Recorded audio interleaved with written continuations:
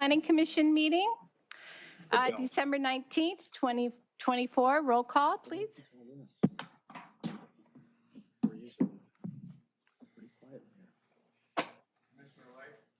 Present. Present. Present.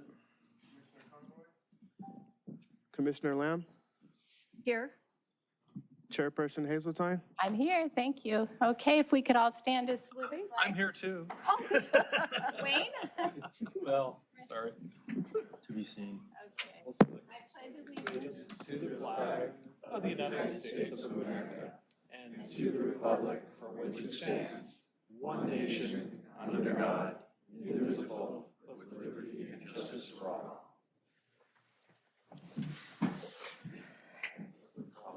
Oh, probably from my. Okay. Be accused of being Before we approve the order of the agenda, I'd like to, if possible, move L1, the Planning Commission nomination and election of a chairperson and secretary for the item December 24th through September 2025, the term. I believe after the consent calendar items. Could I get a motion? I'll motion that rather. Would anybody like to second that, move that forward? I think there's a problem with that, though. I think the person who is elected immediately takes. Right? They do. Well, we've But we always don't know done it who that it way. is, so they haven't prepared for the meeting, right? I mean, to run the meeting, right? Well, I think running the meetings, we've always done that, Rob. I did it with you. Okay. Yeah, that's fine. I mean, That's usually the way it goes. Okay, would anybody like to second that? Second. Move it to To first. move it to right after the. Move it to second. Yeah, Second place. yeah. Okay, all those in favor? Aye. I'm abstaining. Abstaining? It's too no, controversial. it's, I don't think it's a good idea, but. So is that's that okay. 4-2? 1, 2, 3, 4, and one abstaining, 4-1. 4-1. Okay, so it passes to move it. Okay. Thank you. So we do need a motion then to just, I guess we did that. Okay, so next thing would be receive and file any blue folder items. Could I get a motion for that? Motion to receive and file blue folder items. And a second? Second, I'll second that. All those in favor? Aye. Aye. Okay, great. Consent calendar. This is business items except for those formally noticed for public hearing or those pulled for discussion are assigned to the consent calendar. The commission members may request that any consent calendar items be removed, discussed, and acted upon separately. Items removed from the consent calendar will be taken up under the excluded consent calendar section below. Those items remaining on the consent calendar will be approved in one motion. The chair will call on anyone wishing to address the commission on any consent calendar items on the agenda which has not been pulled for the commission by the commission for discussion. Each speaker will be permitted to speak only once, and comments will be limited to a total of 3 minutes. Okay, did anybody want to speak on the consent calendar items? Nope. And Jamal, is there anybody online? We have 3 attendees and 1 person has raised their hand. To discuss the consent calendar? Yes. Okay. Well, now they removed their hand. Okay, yeah. They It's on the probably, spot. I guess they not. probably that didn't want to strongly, talk but- about that. Okay, great. Okay, so motion Motion to, to approve the consent calendar items. and a second. I'll second that. All those in favor? Aye. Aye. Aye. Anyone opposed? Okay, great. Okay, so we are now going to move on to nomination. So I'll open nominations for position of chair and secretary. The chair, anybody have a nomination for chair? I nominate Sheila Lamb for chair. I second. Oh, great. Well, that was easy. Okay, Jamal, could we have a vote on that? Commissioner Light, Aye. Commissioner Boswell, Aye. Commissioner Craig, Aye. Commissioner Gaddis, Aye. Commissioner Conroy, Aye. Commissioner Lamb, Aye. Chairperson Hazeltine. Yes. Okay, right. so everyone, 6-0. Wow. Congratulations. Congratulations. Thank you. Speech. Speech, okay. Okay, so now we need we need a little bit more business. We need a secretary. So anybody interested in that position? We have a secretary? I A nominate. secretary means that you will be responsible for the finances for the city, right? Of course. And have to do all the work. Yeah. You know, all you do as the secretary is if for one reason or another Chair Lamb isn't here, you will fill in. Oh, okay. I nominate Commissioner Gaddis. Commissioner Ooh, Gaddis, would you like to do that? I was going to nominate Commissioner Craig.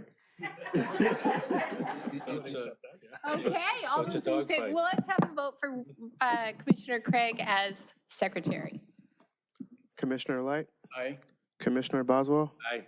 Commissioner Craig, Yes, aye. Commissioner Gaddis, Aye. Commissioner Conroy, Commissioner Lamb, Aye. Chairperson Hazeltine. Commissioner Hazeltine votes aye. Okay, let's All right, switch there we go. spots. All righty.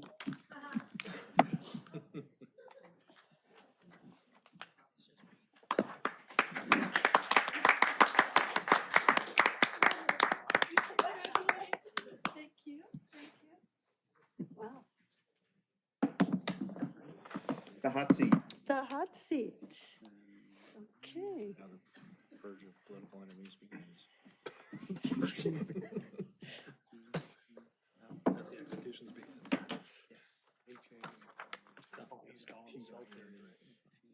All right. These are on. Okay, Sheila, we start with Just public kick me participation. under the thing if you want me to make a motion, okay? Yes, yes. That's the You're gonna have to, you're gonna have to guide me through this. First of all, thank all of you for having confidence in me to become the chair. Second is a thank you to Dr. Hazeltine, Oh, so formal. Commissioner Hazeltine, for such a great job this past year. Oh, thank Really a you. fantastic job.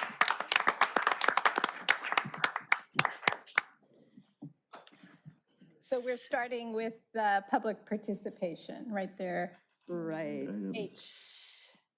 Okey doke. Let's roll, shall we? Mhm. Okay. So, public participation on non-agenda items, this section is intended to provide members of the public with the opportunity to comment on any subject that does not appear on this agenda for action. This section is limited to 30 minutes, and each speaker will be afforded 3 minutes to address the commission. Each speaker will be permitted to speak only once. Written requests, if any, will be considered first under this section. So, is there anyone in the audience here this evening who would like to speak on a non-agenda item? Please come on up. These were, non-agenda is, Are those all for agenda items? Those speaker cards right here? all agenda. Well, I believe. Yeah, I think they are, Sheila. Happy chair to you.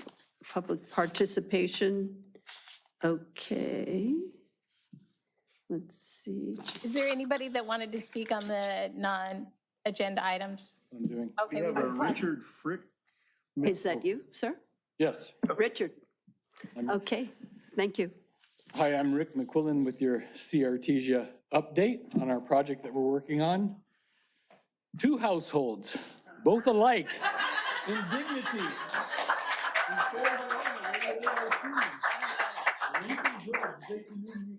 They're civil blood makes civil hands unclean. Sorry, I just love Shakespeare. What can I say? Oh, I heard there were Shakespeareans here. At the Dogs of War. I'm a longtime South Bay resident, tech pro. I've traveled Artesia Boulevard for decades, and I believe it now presents a major opportunity. Our NRBBA members have started a business development project for Artesia. Our growing team has expertise in real estate, finance, development, marketing, and technology. We're identifying vacancies and defining goals for filling them using strategies for a good business mix. Some plans for the near future include our Occupy Artesia database we're using right now supports identifying, communicating, and filling vacancies with an optimum mix of businesses. The crtesia.com map, which will support a commerce community. You heard that here first. The map itself will provide an efficient and fun way for residents and visitors to connect, engage, and do business with merchants. The Activate Artesia module provides a way for businesses to communicate and hold events for our boulevardees. Think Dine Around Artesia, which we already have, thanks to Robin Garfield, and add Shop Around Artesia, Image Days, Home Improvement Days, Doctor Days, Pop-Up Week, etc. Now, how are we going to make and sustain success on the boulevard? Right now, we're assessing visions. One candidate strategy we're investigating is the Artesia Style Boulevard. That's a capital A-R-T. In other words, Artesia would become a destination for personal style and image, home style, and a variety of artistic and aesthetic appreciation. The boulevard already has some of these elements, and we'll build on those. We're going to face challenges, of course. The boulevard itself has challenges, and local retail everywhere is challenging these days. But we're working on a unique branding and positioning and some new marketing messages and some new technology approaches that may make a difference. If the Artesia Style Boulevard were only a destination for our local North Redondo Beach residents, it would be a success for the city. However, we'll strive to make Artesia a destination for all the South Bay and metro area visitors. We'll get more of those 60,000 cars a day to stop. And if we can do it well, we can make Artesia Style Boulevard a stop for tourists. I'll keep updating you. I welcome you to urge you to contact me with any questions, referrals, comments, bolos, war stories. I'd truly appreciate to hear from any of you. Please contact me at rick@mcqcorp.com. That's RICK@mcqcorp.com. Thank you. Before you go, quick question. Yes. You're talking about a website that is C Artesia? Yes. It's very crude right now, but it's a starting point. So you have that website up, and the idea is that anyone could go on the website and then eventually make connection with the Yes. merchants. That's one big aspect, yes. Okay. Well, thank you for doing that. You bet. Thank you.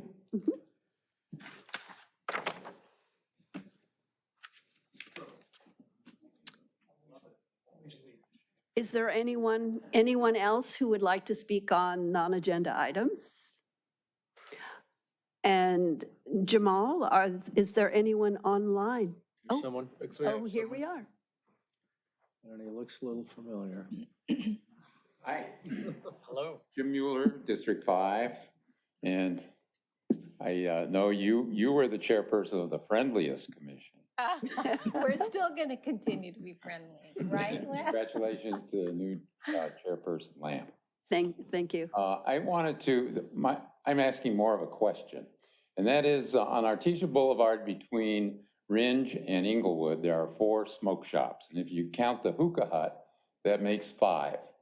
On September 30th, the state of California outlawed the sale of THC because it's a strong hallucinogenic. I wanted to ask you if the police have been investigating whether any of those smoke shops sell and have THC either on their shelves or in what I've heard are secret menus under the counter. So if there are, I suggest that the conditional use permits for those businesses be withdrawn and they be not allowed to do business. So do you know have the police investigated that? So, Jim, I think we cannot answer your questions. Correct.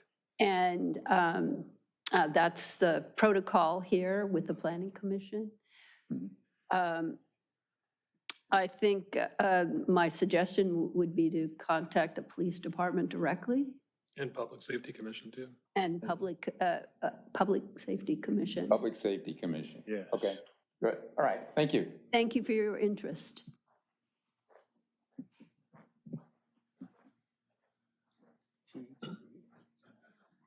Joan Irvine, District 1. Congratulations, Sheila. Thank you. And the rest of the commission. I just want to make one comment. What is not legal any longer is the smoke shops have hemp-based products. So there's a difference between cannabis and hemp. And hemp is, even though there's some issues right now, it has to be tested. And what's happening in these smoke shops is they're manipulating the hemp. Hemp is only like 0.03% THC. And what these smoke shops are doing is they're buying and selling products that they've manipulated. So they're selling like a jar of gummies that's like 1,000 milligrams. Well, in a regular cannabis dispensary, the max you can have in a container is 100 milligrams. So that's one of the issues, is that they're manipulating the product and selling product that should not have been produced out of hemp. So that's what the governor has said is illegal now. So I just wanted to make that clarification there. Thank you very much. Thank you.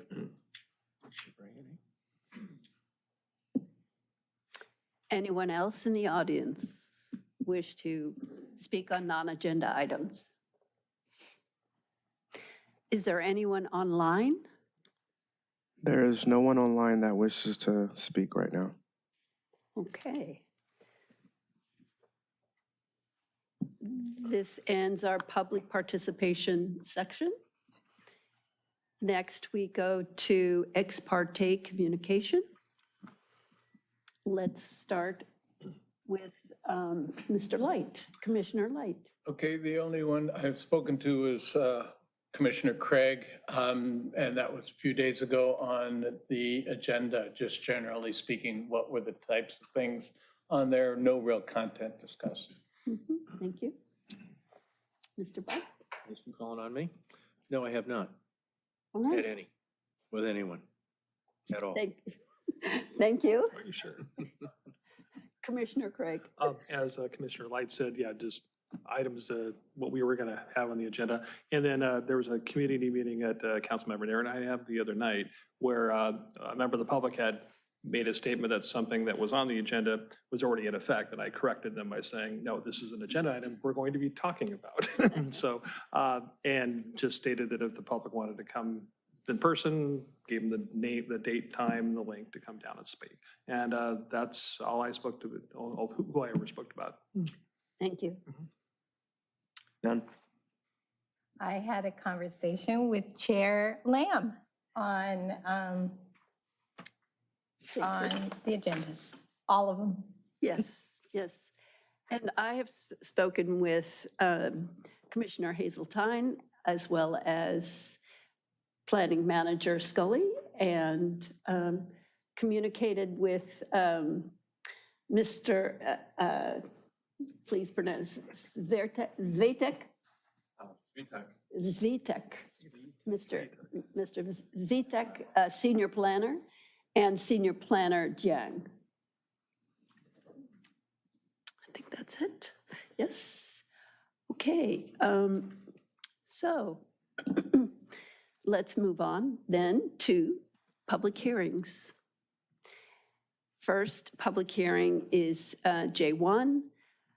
This is a public hearing for consideration of an exemption declaration and conditional use permit to allow the operation of a personal improvement service, a fitness studio, in an approximately 2,600 square foot tenant space within an existing under construction mixed-use building, Legato, Redondo, on property located at 1700 South Pacific Coast Highway in a mixed-use MU3 zone.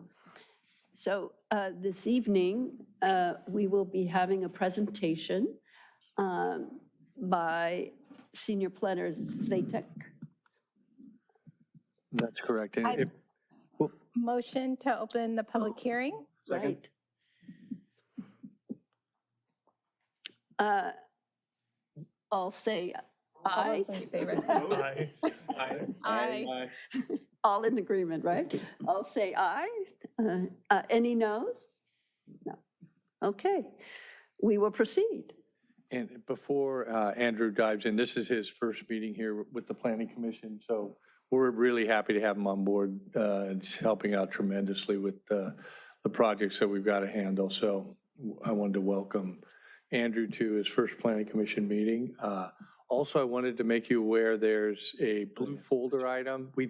Apologies, but you got 2 blue folder items. The second blue folder item is related to this item, and it's an updated noise study that the initial noise study was very technical. We asked the consultant to break it down into more layman terms and summarize it in a much more understandable way. So that's what that second blue folder item is. That's it. With that, I'll let Andrew proceed with his presentation. So just point of clarification, in terms of the oath, should we do the oath at this point in time or wait until after his presentation?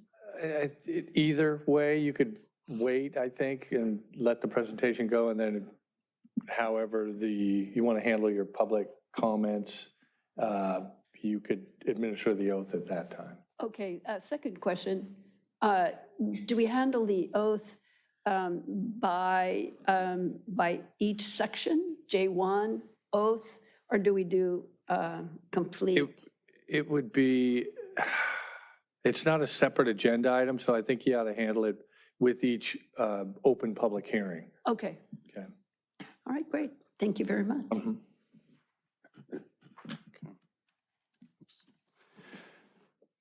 Good evening, Planning Commissioners. My name is Andrew Svitek, and I will be presenting a conditional use permit for a personal improvement service. The applicant is Studio MDR, which is a Pilates fitness studio.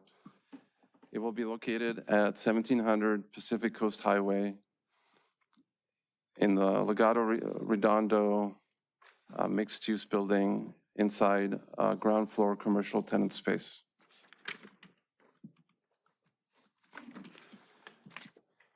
The site is located in the northeast intersection of South Pacific Coast Highway and Palos Verdes Boulevard. The site is zoned mixed use, MU3A. The zoning of the properties to the north are RMD, to the east, MU3A, to the west, C4A, and to the south is the city of Torrance. The lot size is 4.3 acres. The mixed-use building, which is currently under construction, will have 115 residential units above 21,539 square feet of ground floor commercial space. There are two-way driveways from PCH and Palos Verdes Boulevard. The Legado Redondo is currently under construction, and it is expected to open in mid-2025. Here you can see a rendering of the south elevation along PCH with the tenant space shown in a black outline near the southwest corner of the property.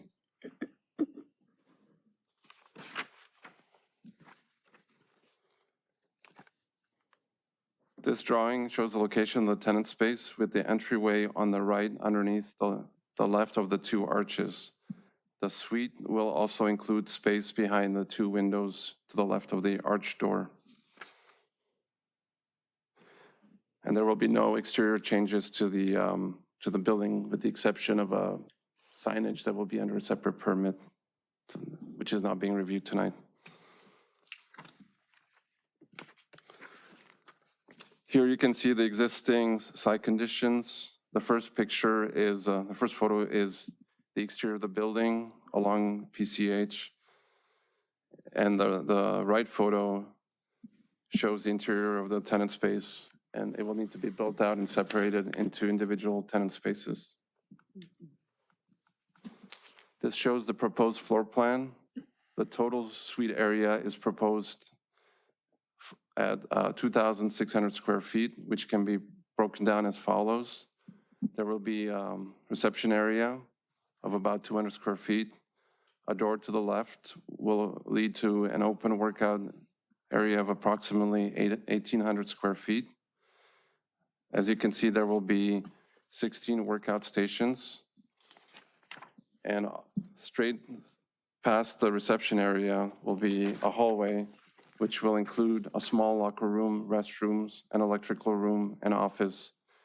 And that space will be in the amount of 600 square feet.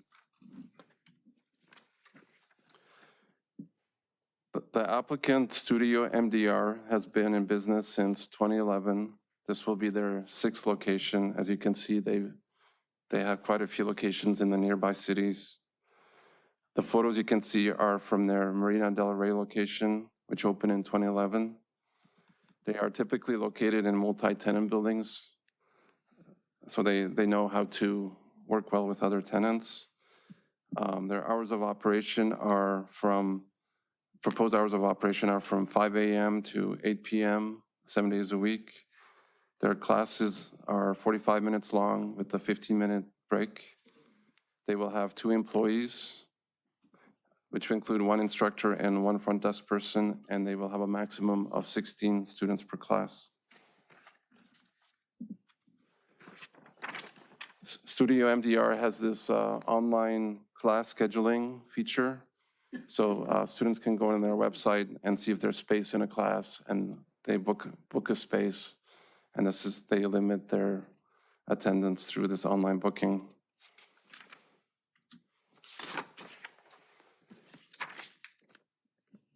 This is the parking layout for the Legato Redondo. This is the upper parking level, which is shared between residential guest parking and the commercial uses, of which this will be the first one. The level beneath this is going to be assigned parking for the residents of the Legato, and that's going to be behind keyed access, so the public won't be able to access the lower level. There's a total of 88 spaces. You can see those in the light blue outline. There are 2 driveways, one from the west and one from the south. The yellow box is the tenant space, and the studio will be accessed where you see from the front through the pathway shown by the green arrows. Can I ask a question while you're there? Sure. Is the parking free, or is it going to be paid parking? It should be free. Free, okay. Yes, free.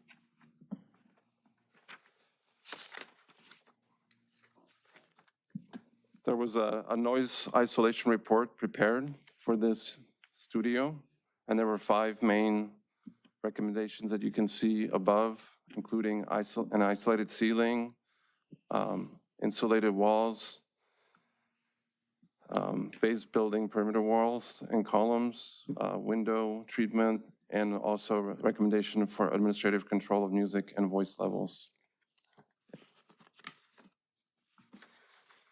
And it was the sound engineer's conclusion that through these measures, the studio will achieve compliance with the noise ordinance.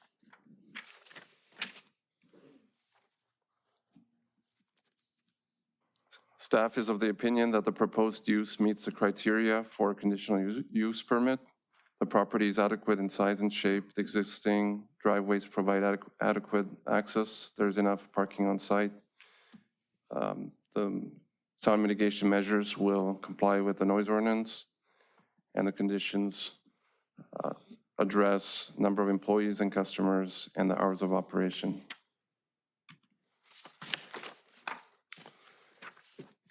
Based on the findings, staff recommends that the Planning Commission take testimony, close the public hearing, and approve the exemption declaration and the conditional use permit for the operation of the personal services use fitness studio at 1700 South Pacific Coast Highway, case number CUP 2024-1674 as conditioned per Resolution 2024-12-PCR. And that concludes my presentation. I'm available for any questions.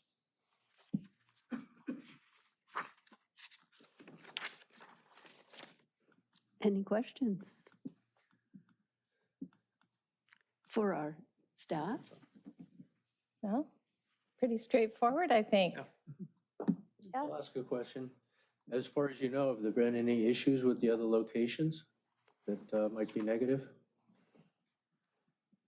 I spoke with the applicant and they say they've had a good track record at their other locations and they might have more to say, but they've been in business for quite a while. Okay. If there's no questions, why don't we ask if there is a representative here? Okay, and before we start, we'd like to hear from you, but we need to, what do we say, offer the oath? Swear minister. Swear you in? Okay, so if you please stand.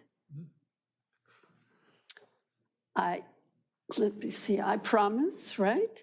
Do you promise to tell the truth, the whole truth, and nothing but the truth? Thank you. And please join us at the podium. Hi, congratulations, Chairperson Lamb and Commissioner Craig, and happy holidays, everyone. I'm Lisa Solomon, and I'm the owner of the studio MDR. I hate speaking in public, so bear with me if I'm shaking, but I'll try. Thank you, Andrew. That was actually a great presentation. I couldn't have done it better. So I've been in business 14 years, January 3rd, so this is a very big deal. And I love what I do. And I hope that we pass because I think Redondo is going to be a great site for us. We have one on Rosecrans that is our newest one, and it's been a fantastic ride. So I'm here to answer any questions you have, you want to throw at me, but know that I love what I do. I open at, a slow pace for the 14 years, and I choose my locations wisely, and it's just been a wonderful, wonderful ride. I do it because I love it. I love making people happy and healthy, and I run to work still after 14 years, and it's been incredible. Yeah. Thank you. Thank you. Mr. Boswell, Commissioner Boswell, did you? Put me on the spot? I'll think of something. Is this a membership organization? It's memberships, or you can buy one-offs. Day pass type of I thing? make it as easy as possible for people. So buy a class, buy a day pass? You can buy a class, you can buy a membership, you can buy a class pack. And this is open to the general public to be able to do that? Correct. And as far as memberships, is the membership transferable to your other locations, or are they just, okay, so they're not stuck just in one place? Okay. What's your contingency if everybody from your other places decides to check out the new place at the same time? Well, there's only 16 machines, but this one's a little further out, and we're going to have a founder's rate. So we've done it before when we did Manhattan Beach, and it was really exciting, and we had a great turnout for the Manhattan Beach one, and we'll do the same for Kind of an open Redondo. house kind of thing, kind of an open house? Yeah. Kind of thing. So, but the question was, or maybe let me rephrase it. What happens if a lot of members from other locations all decide to go to this new one at the same time? Is there some way where they have to make a reservation ahead of time? It's all. How do you manage that so that you don't have 50 people trying to get at 16 sleds? It's all signing up online. Okay. So you have to reserve. You can't just drop in. Okay. And everyone reserves through a platform called MindBody. And since there's only 16 machines, but we start early in the morning, we go straight through to the evening.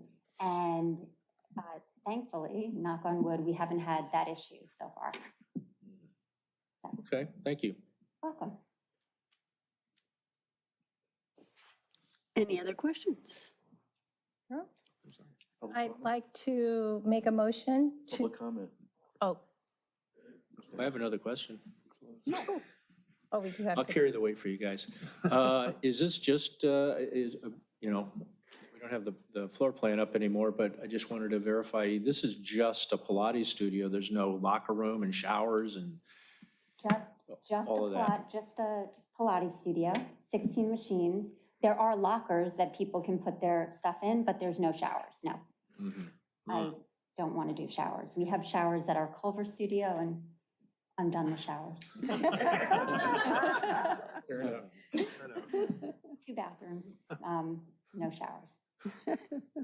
I've learned my lesson. Okay, all right. It seems like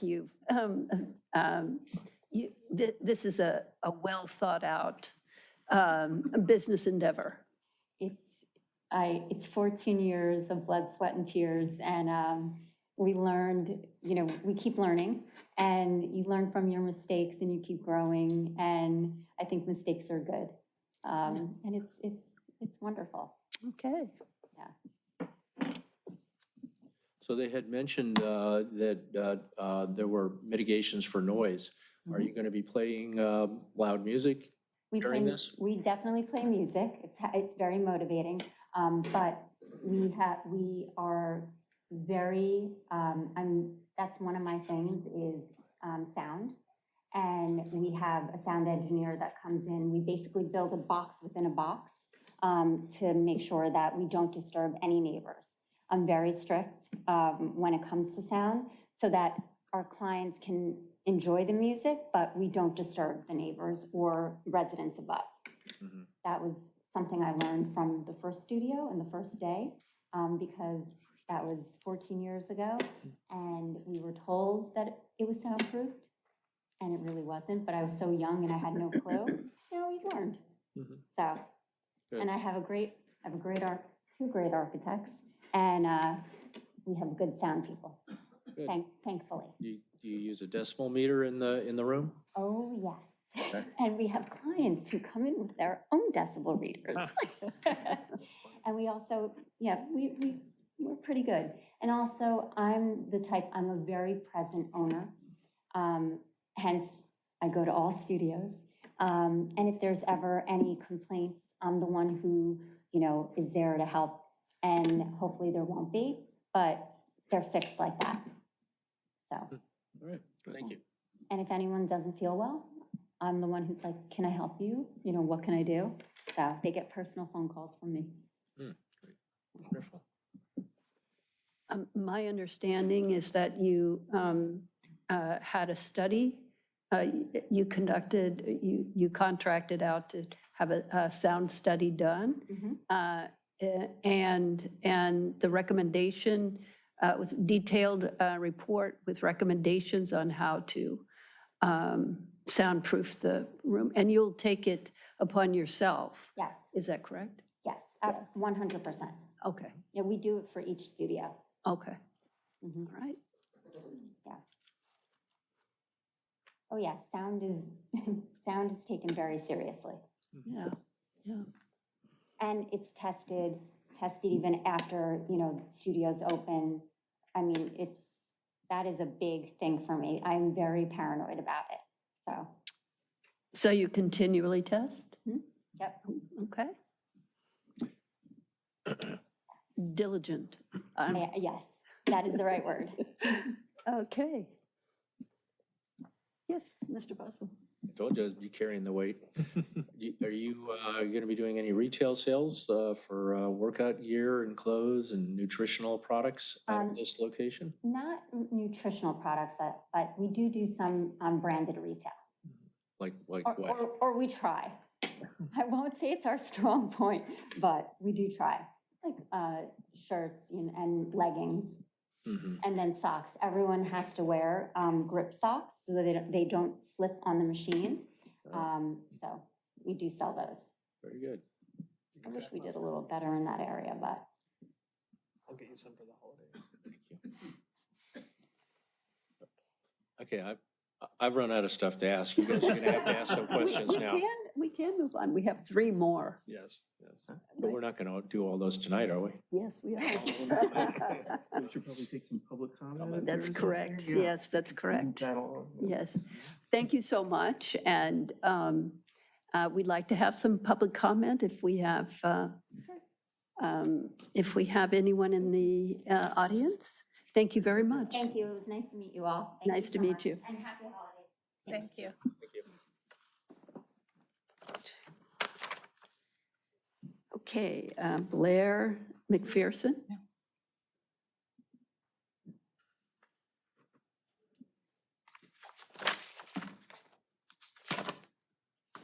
Hi, I'm Blair McPherson, and I am just honestly up here because I'm on the architecture team. And we thought if there were any questions beyond what Lisa knew about sound, parking, anything, I could pop up here and answer them. Okay, I don't know if public comment is the right place, but that's why I'm here. okay. You're on the Legato team or on the? Architect, yeah. For So the Lauren and I company. have a small firm, Great. and we've been doing Studio MDRs for a few years with Lisa, so we've been on a learning process with her. And obviously, she's a great owner, and we love working with her and doing her projects. So you're an architect for this project, not for the Legato development? No, Okay. that, Just for the thank space. goodness. I mean, no, they're super nice. Any questions for the architect? Okay, Okay. thank you So- very much. Sorry. Gotta always look over this way. Yes. Did you say you were involved in the sound mitigation and selection of materials and Yeah, so we are not the actual engineers, but we hired them, and I've been through the report and everything, so. so what are these materials that are going to mitigate loud music issues? So for the walls, Hmm? what we do is we use something called an isomax clip. And essentially it creates an air gap by attaching to the studs and it vibrates a little bit. So you attach the gyp board to it. We do 3 layers of gyp on top of that and you stagger all of the seams. So what happens is when the sound waves hit it, it is able to shake a little bit and absorb the sound rather than transmitting it through the studs. And then it's the same kind of idea on the ceiling, but it's spring. So it's structurally engineered and there's springs hung from the concrete above. Same thing, it takes the whole ceiling, creates a solid plane, and then it allows it to sort of vibrate and shake. So anything that, punctures through it, like the lighting, HVAC, any kind of pipe, it has acoustic sealant around it that's also a little bit flexible. Same thing. It's always about just letting it move a little bit, but also sealing all the gaps. Mhm. Very good. Okay. Thank you very much. Thank you. Oh, thank you. We also have Joan Irvine.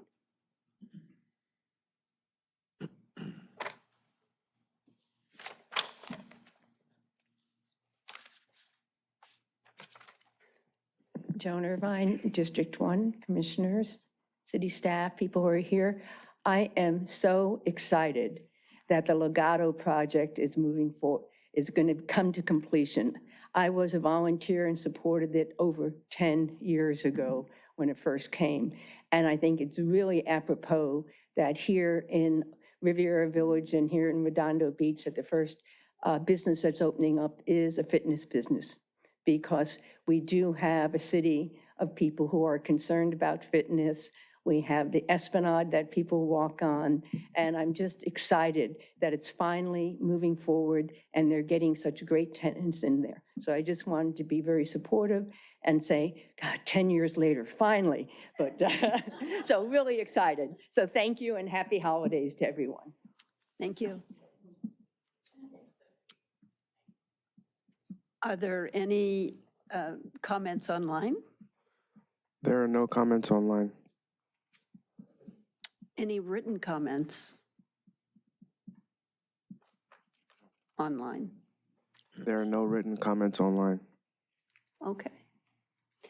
So may I have a motion then to Motion to close? close the public hearing? I'll second that. All those Okay. in favor? All those in favor? Aye. Aye. Opposed? None heard? Okay. The public hearing is closed. I think this seems pretty straightforward. Like Joan said, we need some fitness studios, and tonight seems to be all about health and fitness. We've got 4 different things on our agenda that's all about either the arts or, yeah, that's great. So You're anybody? making a motion to adopt? Yeah, I'll second that motion to adopt. I have a question. Oh, okay, sorry. Go ahead. Go ahead. Are we aware of any other fitness businesses that are going to be or have expressed an interest in locating in the Legato project? No, we haven't had any communications from anybody to indicate any other interest. Do we know if the Legato ownership is going to limit fitness facilities in their location to just this one, or would have they expressed that, or is it a potential that somebody could open another type of fitness, non-Pilates fitness studio or workout place in that same development? I mean, if we got an application, we would analyze it, and if it required a CUP, then it will come before you. So Legato has no, has expressed nothing about limiting the types of businesses so that they don't become like a ground floor,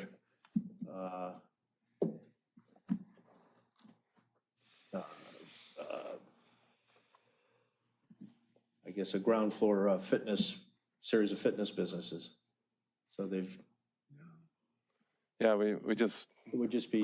We received this application a few months ago, and nothing else has come in as far as I'm aware at this time. If another fitness organization should come on further down the road next year, the year after, is there any reason why they would not be allowed just based on the fact that they're a competing business or a similar business? No, I mean, if it's by right, then the planning department would review it for standards. If it requires a CUP, then obviously you would have a chance to consider the use. Okay, all right. So we don't really know. Okay. So I'd like to make just a real quick summary. In terms of the CUP, conditional use permit, there are 4 standards. The first one, is it in accord with the general plan? And we heard this evening that in fact it is. It is a use that is allowed in the C2 zone. It has number 2, is it accessible by the public street? Yes, the answer is to that. Number 3 is what's its effect on abutting property or in this case residents within the facility. And our staff has ensured that it's going to be soundproofing. Both the owner and staff has ensured that it's going to be soundproofed.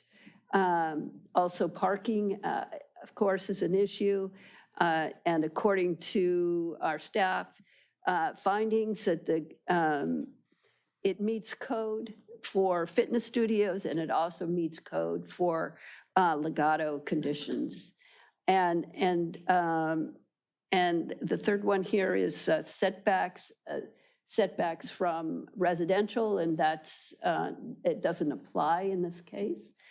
So, and there were some additional conditions, acoustic analysis, and all doors would be closed during operation. So is this body sufficiently in agreement with staff's findings and the conditions for this new business in Legato? Are we? We have a motion on. We have a motion And and a it's second. seconded. So now we'll take a vote. Right, right, right. So, Probably a roll call vote. roll call vote. So, Jamal? Commissioner Light, Aye. Commissioner Boswell, Aye. Commissioner Craig, Aye. Commissioner Gaddis, Aye. Commissioner Conroy, Commissioner Hazeltine, Aye. Chairperson Lamb. Yes. Congratulations. Yes. Welcome. Welcome to Redondo Beach. Welcome to the Another neighborhood. business-friendly activity. Yeah. Yeah, we're All right. breaking so much with our You don't want history. anyone to be here, right? Yeah, I know. Okay. So next up, we have J2. Public hearing for consideration of an exemption declaration and conditional use permit to allow the operation of a live performance theater, a performance art facility in an approximately 8,861 square foot interior space within an existing multi-tenant public community facility on property located at 514 North Prospect Avenue in a public community facility zone, the PCF zone. Okay. I'd like Motion to open the public hearing? Second? all in Aye. agreement? Aye. Aye. Aye. Okay, let us proceed. So we've opened the public hearing. Presentation. We're going to have a presentation, but we need to do the oath, correct? Or do we do the presentation first? We'll go ahead and do the presentation, great. and then you can Okay, swear in those members of the public that may want to speak. okay, all right. And our presentation this evening is by Senior Planner Zhang. Thank you. Good evening, Commissioners. My name is Stephen Gang. I'll be presenting the consideration of an exemption declaration and conditional use permit to allow the operation of a live performance theater at a multi-tenant public community facility at 514 North Prospect Avenue. The subject site is located on the east side of North Prospect Avenue, just north of Diamond Street, and is currently developed with a multi-tenant facility also known as the Beach Cities Health District, also known as BCHD. The properties to the north are zoned commercial and are developed with a commercial shopping center. The properties to the west and south are zoned and developed with single-family residential zones. And the properties to the east are single-family residential zones that are within the city of Torrance boundaries. The existing site is developed with a multi-building, multi-tenant medical building on a 407,808 square foot property. The proposal is a live performance theater that would occupy one existing basement space within an approximate area of 8,861 square feet. Here is an overview of the site. The building sits centrally on the property and is set back from the adjacent residentially zoned and developed properties located within the city of Torrance by about 200 feet. The proposed use will be taking place on the lowest level in the area shown in red here.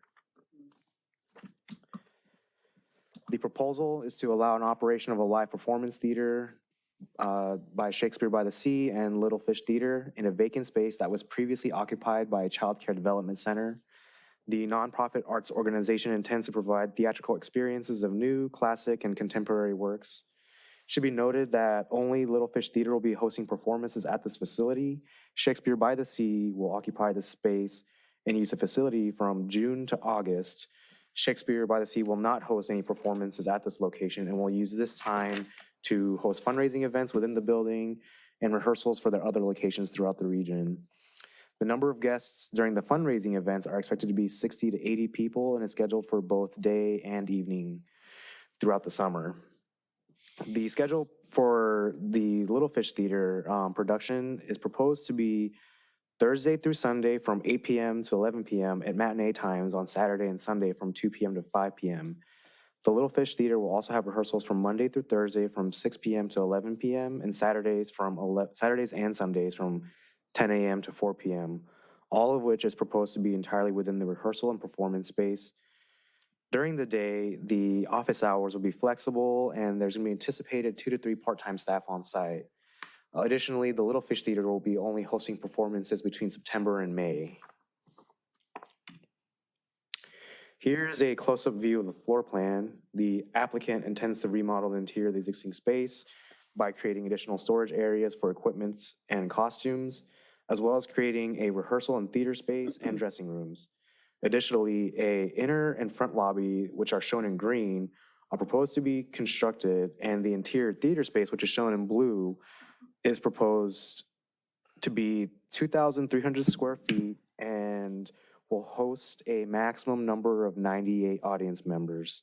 The stage itself is shown in yellow and is 130 square feet in area to be 6 inches off of the ground, and will at peak have 10 performers at one time. The audience members, let's see here. The one thing to note is the audience will be surrounding the stage on all 4 sides as well. And the seating will be temporary and stored in storage areas when the use is not being used for that. This is a close-up view of the side elevation on the lowest part of the building. So this is looking at the green lobby that I highlighted earlier, and the blue is going to be the amphitheater, or the theater space. The grade line is the highest grade line on the subject property, which usually is going to be the parking lot on the other side of this building. And I'll have some photos to show you guys on what contextually this will look like. Here is a picture of the space as it sits now. The exterior improvements, there are no real improvements other than cleaning up and remodeling the area, making it clean. The layout of the asphalt, all of that is still going to remain the same. No construction is proposed for this use on the exterior. Here are the photos from the surrounding area. I've highlighted some parts in blue so you can see in theory where the theater space is in relation to the exterior of the building. In the top right, it's the main entry gate area going into the courtyard where the front lobby and the theater doors will be. The top right, we are standing about northeast of the building, and you can see how the building will peak above the grade, but it's still considered subterranean at this point. The bottom left picture is standing farther back, taking a space of the entire, essentially the driveway, and standing on the edge of the property by the residences.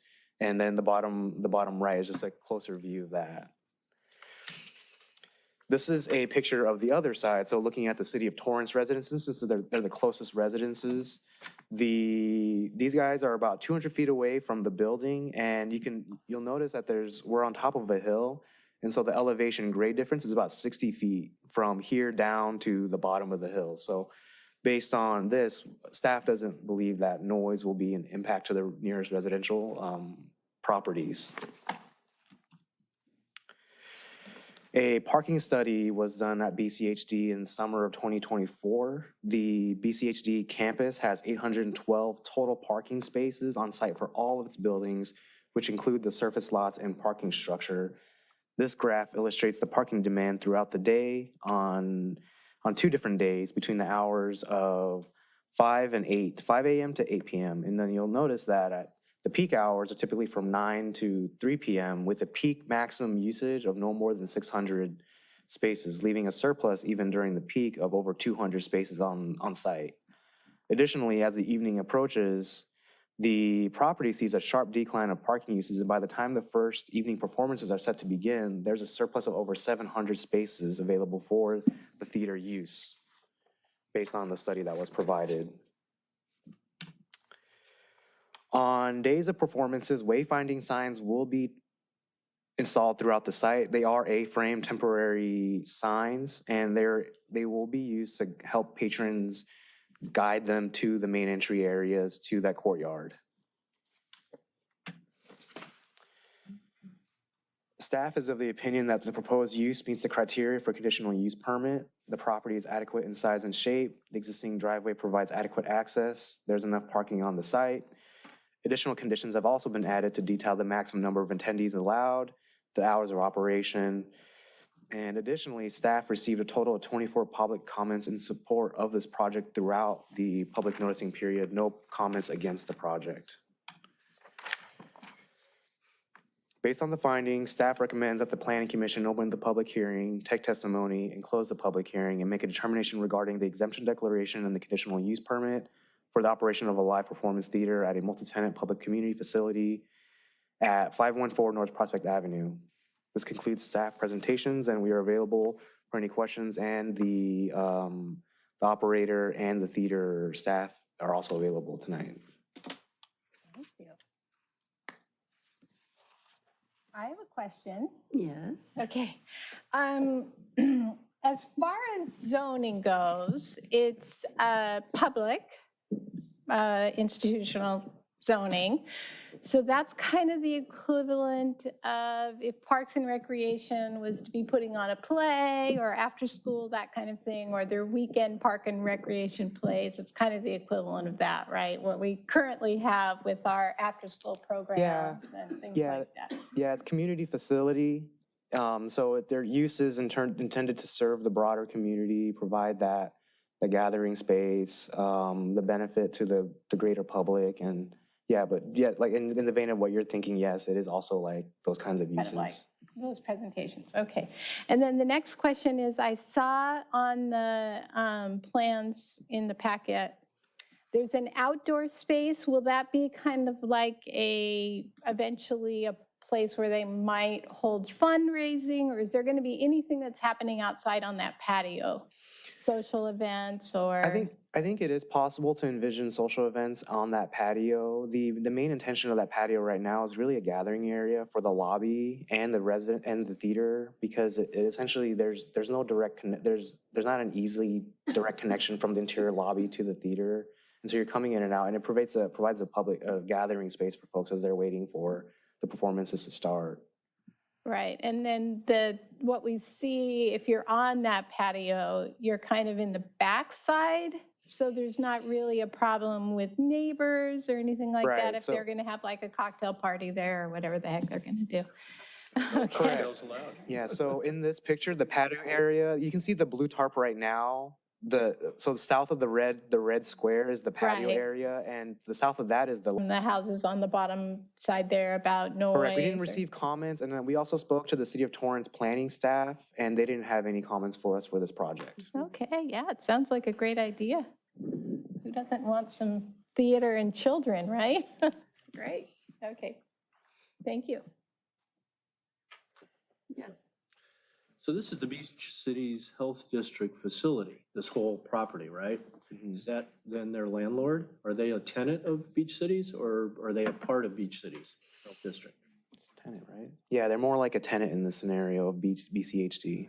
So when you say more like a tenant, does that mean not quite like a tenant? They are a tenant They of are a tenant. BCHD. Excellent. Okay. And I understand they're a nonprofit? Correct. Where else are they operating? I had that list. It was, let's see here.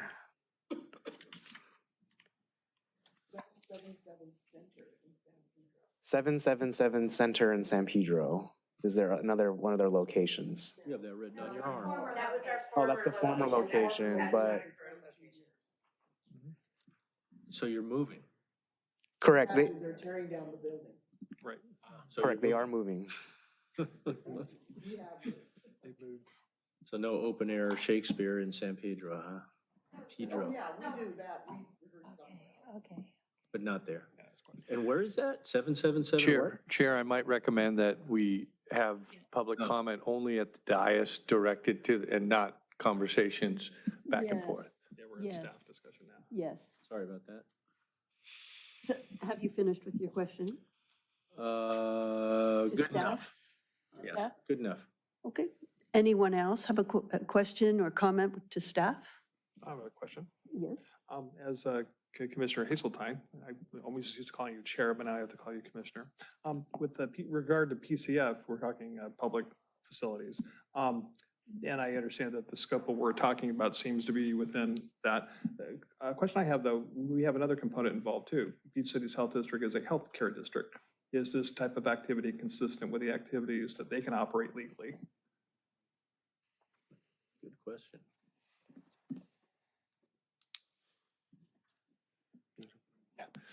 You know, in this instance, it's not our purview to determine if the health district feels that this is an application they can move forward. They're a separate public entity, and as such, the decisions they make are governed by other state codes and other provisions that the city of Redondo Beach has no purview over. So we could certainly have an opinion as to whether or not this is consistent with, let's say, the mandates of the Beach Cities Health District. But that decision is made independent of the city of Redondo Beach. And all we can consider in the action tonight is whether or not the proposed application for a live performance center meets the criteria of a conditional permit, conditional use permit, as it is a conditionally permitted use. So with regard to, the reason I'm asking is that we have, Redondo Beach has experienced a fair amount of litigation over the years. I can speak of a harbor project in particular. If we grant this, are we potentially opening the city for any potential litigation? You know, not being an attorney, I can't provide any legal opinion on it, but I think if we stick to the purview of the Planning Commission and the zoning regulations that apply, our actions are protected in that sense, in my opinion. Okay. So in this sense, our purview is, does it meet the conditions of the CUP, right, which are 4, right? And does it meet all the codes that have been identified? So, for example, let's see, the codes for this, 10-2.1110, does it meet that code? Live performance art is conditionally allowed in the PCF zone.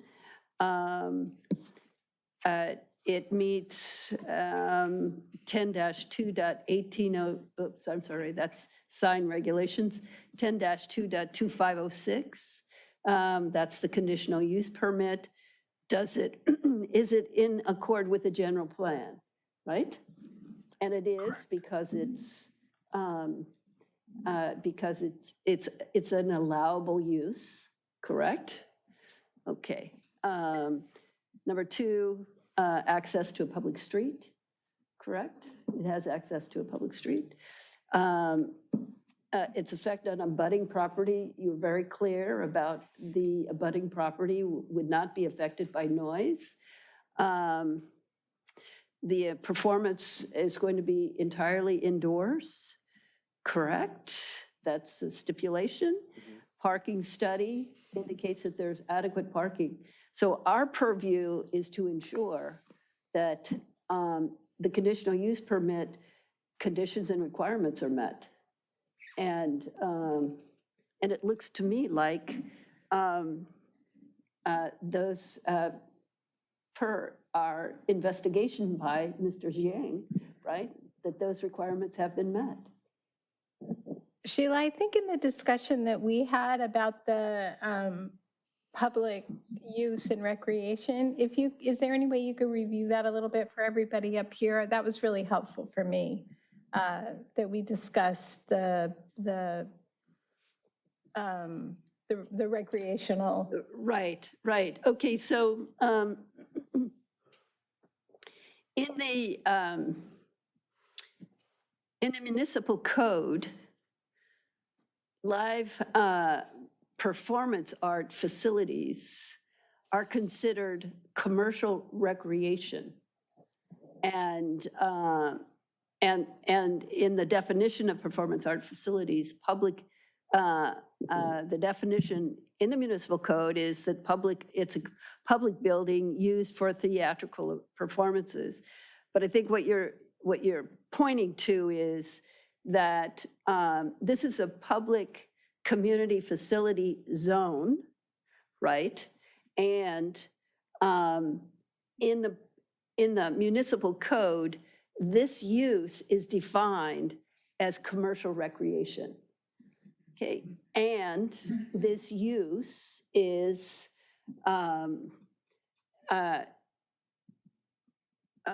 allowed within the PCF zone, correct? Yes. And that's our purview, correct? That's correct. Anything beyond that would be outside of our purview and we would have no legal standing. Is that correct? Generally, yes, that's correct. Does that Commissioner, answer your question? You do. What would be an example of something that wouldn't be allowed there, like a restaurant, for example? If someone right now was to come in front of us regarding that property and they wanted to put in a restaurant, that wouldn't be the same. So Right. it's not an Okay. allowable use. Okay, good. Or, I don't know, homeless shelter or whatever, homes. If we were to make it all of a sudden zoned, people wanted to start to move into it and do suites or something, that would be a different thing. But because it's recreation, it's allowed. allowable use. Yes. Yeah, perfect. So any kind of recreational activity, Well, what else can you organization? think of, would be Commissioner allowed? Boswell? Huh? What else could you think of? Oh, don't get me started. I'm just wondering if what you're saying, I'm just trying to narrow down what you're saying. So Well, I can think of all when you kinds of say, things when that you can't say be in there. recreation, that's pretty broad. Is it that it has to be performing arts, or could it be a Pilates studio, or could it be, Well, they already have quiet a reading? gym, so Pilates would not be much of a stretch, would it? But could they? Could somebody start it? Could somebody lease space for other types of recreation, or does it have to be performing arts? So there is a section in the municipal code that identifies the specific uses that can be in the public community facilities. And also in the section in regards to commercial recreation in the definitions, it also defines, I don't have it up and I don't have access to it right now, but it does define, I think that goes to your point, that there is areas in the municipal code that defines specifically what it means by recreation. So I don't know if that answers your question. I was just wondering if it is limited to performing arts. It is not. Okay, thank you. Mhm. But I'm sure that so the landlord would have the first opportunity to just say no to a recreational business that it didn't think was appropriate. And if they were to say yes, and it came before the planning commission, would it be our responsibility to determine whether that was an appropriate recreational activity? Or how does that work? That would be, it's defined by the municipal code. Right, and what use, what use would be allowable, right? And that conversation would probably happen before it gets here, right? That would be with the planner and the property owner. Mm-hmm. The question about purview, I don't know if this is your question, but. Well, the question was, if the landlord says yes to a particular recreational activity, and we get a room full of people saying, hey, we don't want that here, are we supposed to make a decision on that, or does that eventually go to the city council for something like that? How does that work? It'd be under your purview, and first it would be under staff's review to determine it meets the definition. If the use, we have to categorize the use, and it has to be in an identified category per the definition of commercial recreation or live performance. Yeah, so in this specific zoning district, there's a list of uses that are permitted and require conditional use permit. If the use is not listed in the zoning district, it means it's prohibited. So to give you an idea of some of the uses that are conditionally I can, if you want, I can read the entire list. Sounds like you're getting to the heart of the question. So please Yes. proceed. So this is a list of everything that is allowed in this zone. Okay, so there are 2 items that are allowed that are permitted without any conditional use permit. It's gonna be parks, parkettes, open space, recreational facilities, beaches, coastal bluffs, and accessory uses and structures. So those don't need planning commission review. Now, this is a list of everything that needs a CUP in this zoning district. It's going to be public buildings and parks, recreational areas, open space areas, beaches, adult education centers, agricultural uses, child daycare centers, community centers, cultural institutions, government maintenance facilities, government offices, public gyms and athletic clubs, hospitals, medical offices and health-related facilities, nurseries, wholesale and retail, performance art facilities, parking lots, public safety facilities, public utility facilities, residential care facilities. And railroad uses is prohibited. So that's called out as prohibited. No railroads. No railroads allowed. No And then trains or schools. conductors. I think we need to talk about that. So Does that those include electric uses- trains? Yes. So those uses that I listed out all require CUP, and if it's use that you didn't hear, that's just prohibited. It wouldn't even be allowed to come So forth. there's a very general description of activities that would then have to come before us for a conditional use permit, and that's when we would say, well, is it really appropriate to have an archery range down there? Correct. Correct. Okay. And I noticed here that the public comments, there were 13 and they were all positive. There's no community or any other. Correct. We had 13 public comments come in during the public noticing timeline, and then we had an additional 11 come in after the public notice, and they were all in support. No public comments against. Okay. It's hard to say no to something like this. Sheila, before we do that, we need to take public comment? Yeah. I have a question. I know Yes. stuff. The list you went through was pretty comprehensive, but I'm thinking of another lead lessee in the building that doesn't meet any of those categories, and I'm wondering how that they were approved without a CUP, and that's the Chamber of Commerce. Well, that's recreation. That's going to be government offices, maybe? It's not a government.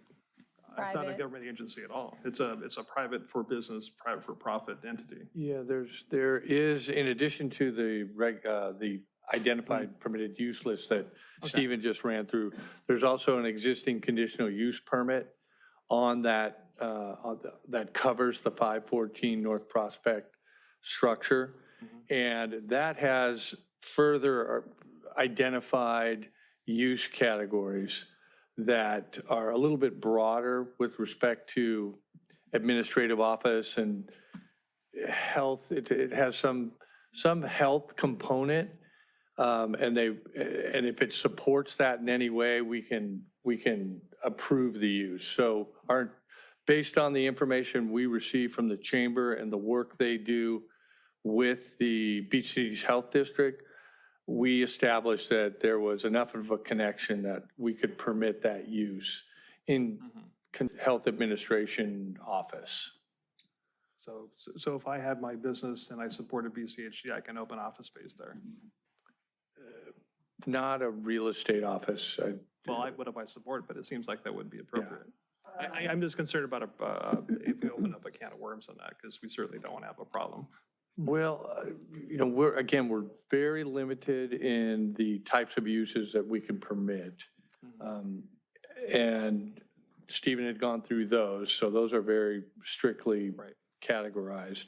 The existing conditional use permit has some very broad language that if the use has some connection with health-related support activities in their dealings with Beach Cities Health District.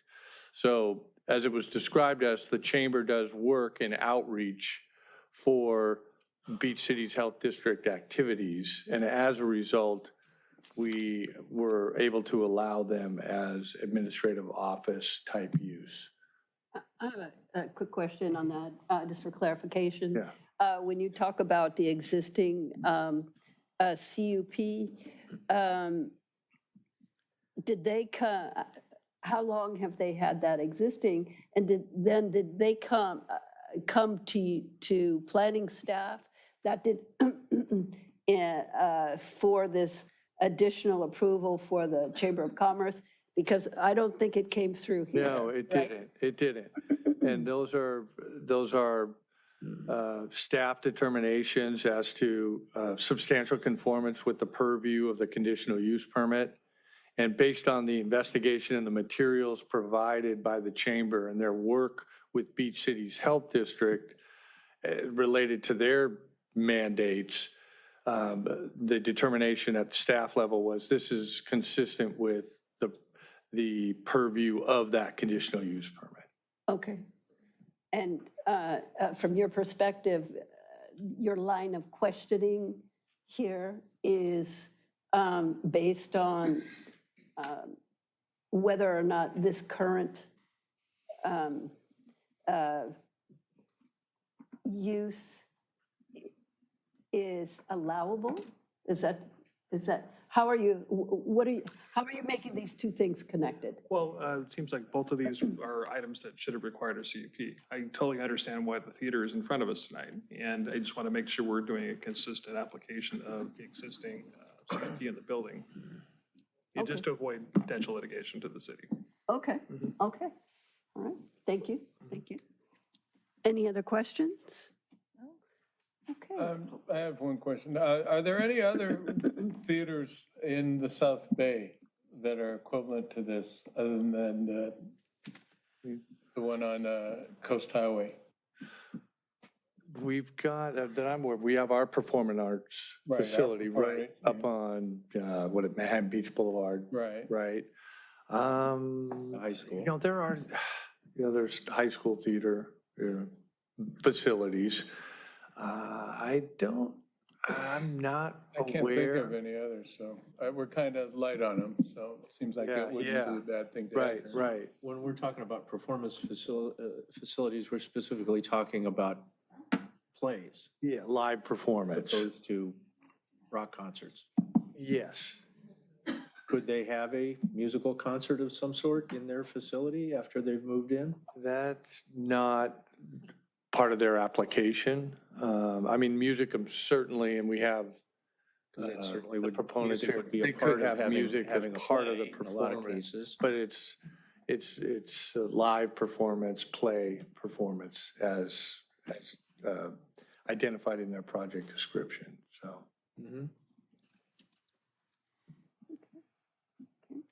I'm seeing no, Public comment? it's okay. I'm seeing no additional questions, is that correct? Okay, so let's open this up to the public. Just a reminder to everyone, it looks to me like everyone has the same message, right? It's just too small. Approve. It's too small to read, though. Right, approve this project. Is that correct? Is there Anyone have anybody any other against signs it? saying no plays?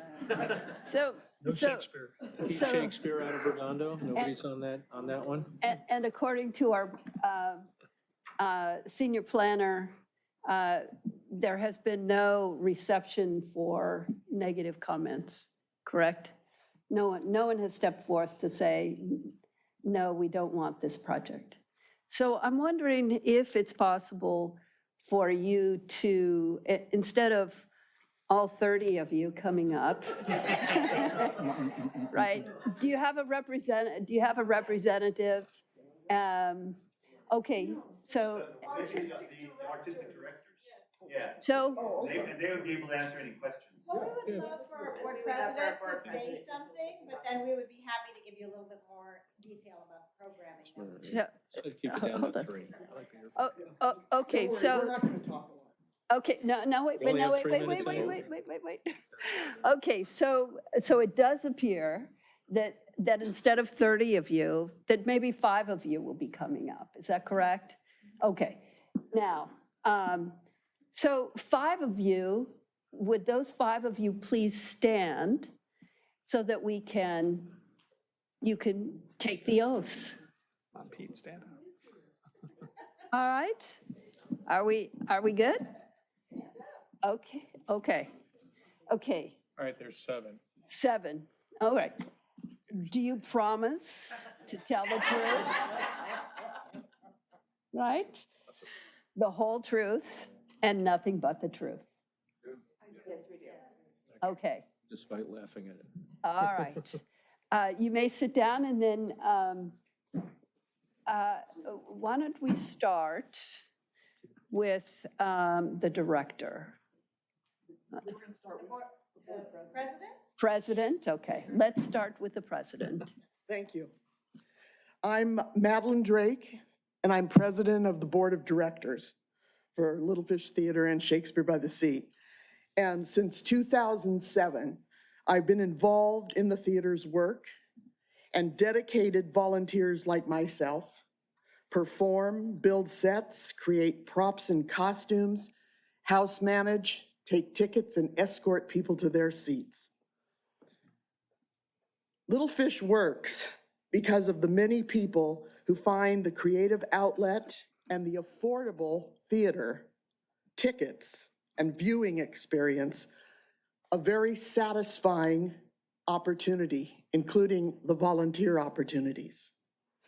For more than 20 years, Little Fish Theater has been in San Pedro, a place with a sense of community that makes a town great. And those same characteristics are what makes great theater and positive arts experience. We're welcoming new blood while nurturing longtime residents. Good theater hooks people, makes them care, makes them feel welcome. Little Fish Theater has done all that in San Pedro for 22 years, and now we're going to do that in Redondo Beach. Thank you.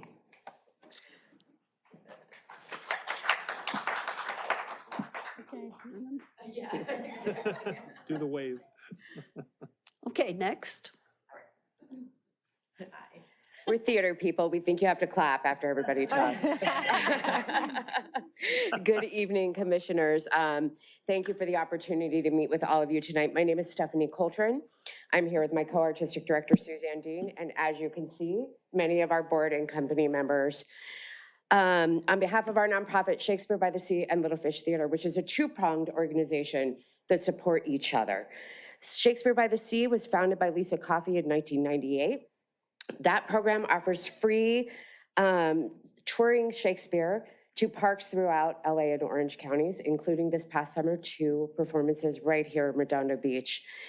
Little Fish Theater focuses on new and contemporary work and is known as a place to go for quality theater in an intimate setting. These 2 programs together have delivered award-winning, high-quality, affordable theater in the South Bay for 27 years. We are the longest-running Actors Equity membership company and are recognized by the LA County Department of Arts and Culture and the Board of Supervisors. Last winter, we lost our venue in San Pedro to commercial redevelopment, and it was devastating to our organization financially and creatively, and a big loss for our audiences. After a region-wide search, Beach City's Health District offered to lease us a temporary space on campus, and we found new hope. It was possible for us to immediately get Shakespeare by the Sea on the road for its 27th tour, and now we need the CUP to reopen Little Fish Theater, which is our contemporary theater program, so that we can welcome the public back into for performances and continue building our presence in the community. Some of you have been traveling to San Pedro for many years, and now we're just down the street, so that's very exciting. In fact, 15% of our subscribers and audience members currently are Beach City's residents, most of them from Redondo Beach, and we expect that number to grow in the new location. And we haven't even done a performance yet in the building.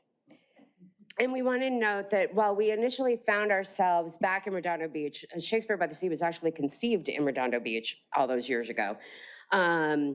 When we came here out of needing a space, once we moved into the Beach City's Health District campus as a tenant, we realized that this is the perfect home for Little Fish Theater, albeit temporary. The World Health Organization, National Institutes of Health, and Americans for the Arts all agree that the arts and health are deeply interconnected into the benefits of a community. An Americans for the Arts study finds that when we support the arts, we are investing in the economy and in the community. There's so much that we can do at Beach City's Health District we couldn't do in San Pedro. We have more space. We're able to create programming for teens, for seniors, go into these communities with additional work, as well as doing the stuff inside the theater. The power of the theater is the emotional encounter in a shared space, and that's something that we can bring, that we've been doing for 27 years, 22 years with Little Fish Theater. And with your approval of this conditional use permit, we can resume programming, bring back our incredible company of artists and fans, and contribute to making Redondo Beach a vibrant, thriving community. Thank you. Thank you so much. And we're happy to answer any questions as well about how we operate our programming, anything. For now, we'll just have some comments from the Okay, rest of them. perfect. Great. Thank you so much.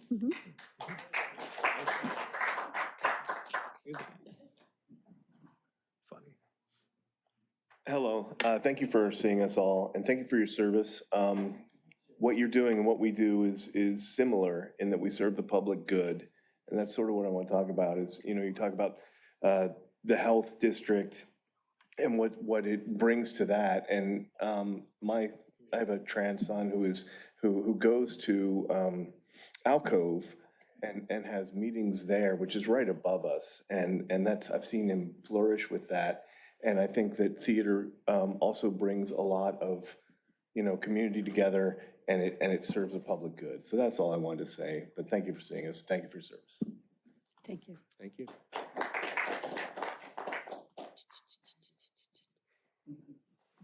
I'll be brief. Good evening, commissioners, and thank you again for seeing all of us. I'm Diana Mann, and I'm a resident here in Redondo Beach since 1981. My husband and I lived here in Redondo Beach for a long, long time, and I can honestly say that in all those years, I do not recall us ever having our own theater here. Lots of groups have come through, and they use the Performing Arts Center up on Aviation, and they still do, as a venue. But we don't have like our own dedicated group here, and I'm so excited about this opportunity. And Commissioner Craig, you've been to Little Fish. You know the quality of the work that we do. This is not just a theater. This is a really exceptional, high-quality group that puts on some stellar performances of new works and just all kinds of wonderful things that you can't even imagine in an intimate setting. We bring talent from all over Los Angeles, and some of it is extraordinary and very professional. This is a real opportunity for us in this city, and I'm so excited about it.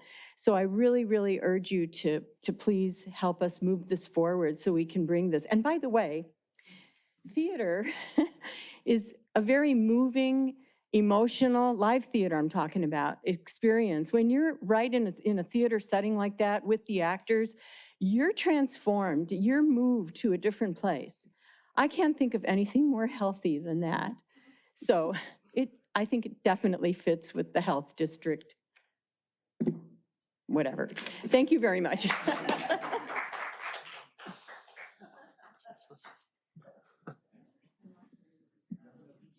Madam Chairperson, Commissioners, Commissioner Craig, so good to see you. We've known each other for a while. My name is Peter Lefebvre. I'm a professional fundraiser, and I'm a board member with Shakespeare by the Sea. I come before you today to urge the adoption of this resolution. One of the reasons I came up here instead of sitting down is the question about Redondo Beach's history with theater. I know that very well. In the 80s and 90s, I was the music director for the Redondo Beach Civic Light Opera and a co-director for the Redondo Beach Children's Theater Program, back when it was still Aviation High School, before it was the Redondo Beach Performing Arts Center. I say that only to say there is a very enthusiastic theater community in Redondo Beach. And that to me is economic impact, and it's also building community goodwill. For those reasons, I encourage you to adopt this resolution. I thank you for your time. Just a reminder, use your hands instead of clapping. Thank you. And is there another speaker? I'm just going to skip it in the interest of time, but I'll be very, very brief. Good evening, commissioners, staff members. I'm Ann Garton, and I'm a 37-year resident of Redondo Beach. I served on Harbor Commission, Planning Commission, so I know what you guys, how much time staff and commission it takes you to prepare for the meetings. I'm here tonight to ask you to support the CUP for our allowing us to offer live theater in Redondo Beach. You've heard a lot about Shakespeare by the Sea, Little Fish Theater. Some of you have attended it. We are a small intimate theater. We do allow access to live theater to people who might not otherwise have it. You all talked about the fact that there aren't a lot of theaters around in our area. And there are a lot of Redondo Beach residents you heard who are supporters and have driven to San Pedro to go to attend performances. And so we are a community partner. You heard about our involvement in the community. So again, I just ask you to support our CUP. Thank you. Thank you.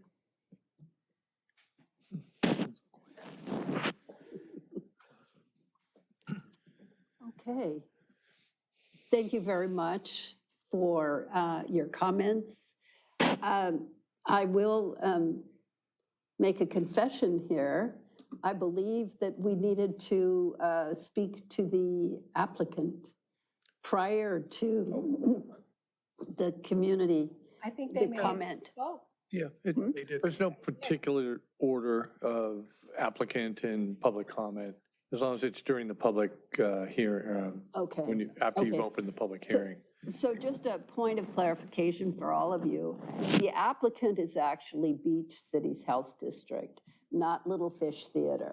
Is that correct? No, that's not correct. Oh, that's This incorrect. is Their our business. applicant is Shakespeare by the Sea, And Little Fish Theater. Little Fish Theater. So that they're an entity, a nonprofit entity. So I thought the conditional use permit went with the building. It does go with the property, but all the Beach City's Health District has authorized it by signing off on the application. That's their only involvement. And then they have a tenant landlord Okay. relationship. But Okay. they're not the applicant, or the conditional use permit isn't issued to Beach City's Health District. It's to this entity, Shakespeare Okay. by the Sea and Little Fish. Okay, thank you for that clarification. I may, one other point of clarification or procedural matter, while the public hearing is open, we do, I think I've been informed, we have a number of e-comments on this, and Okay, Well, we have one attendee that would like to speak. let's hear this person speak.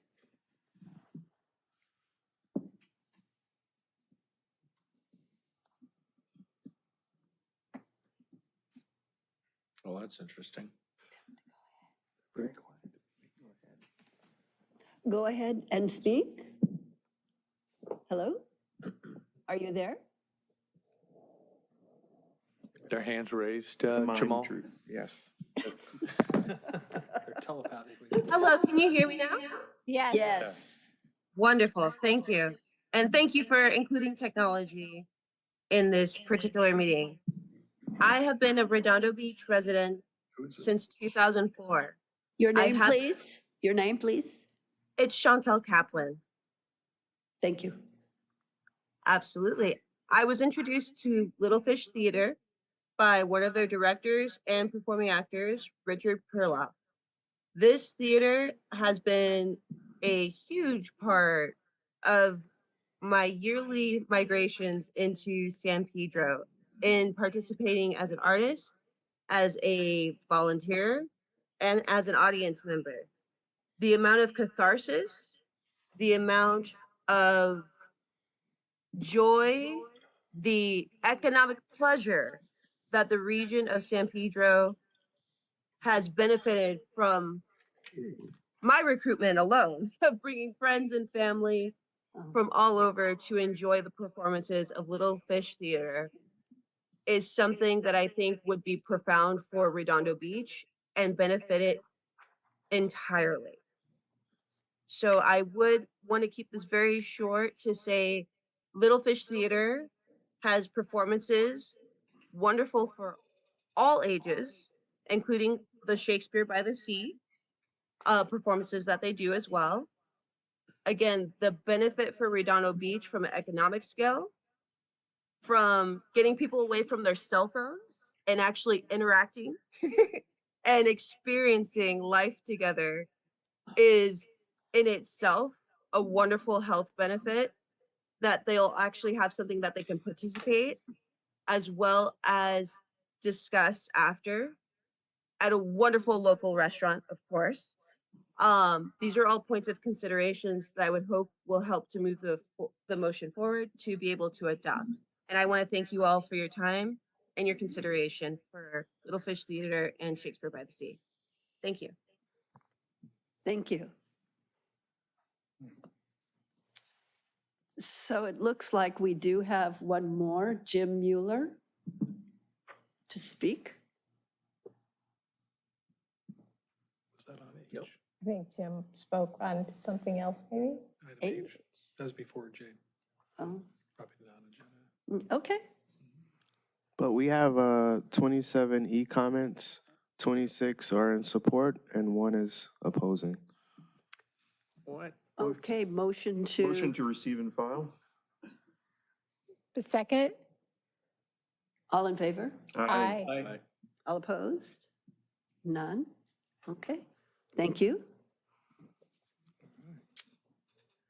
And thank all of you for coming here and giving your comments. So we will close the public hearing. Motion to close the public hearing? Second. All in- habits. All those in favor? Sorry, Sheila, it's a habit. Oh. Aye. All Oh, those you in have to favor? say it. All Aye. those in favor? Aye. All opposed? Wait a minute, what are we, okay, now, what are we in favor or not? Oh, closing, okay. Closing the Yeah. public hearing. Yes. I'd like, if anybody, I'm sorry, I don't want to cut anybody off, but I wanted to make a motion to adopt a resolution Second. as written, 2024-12 PCR.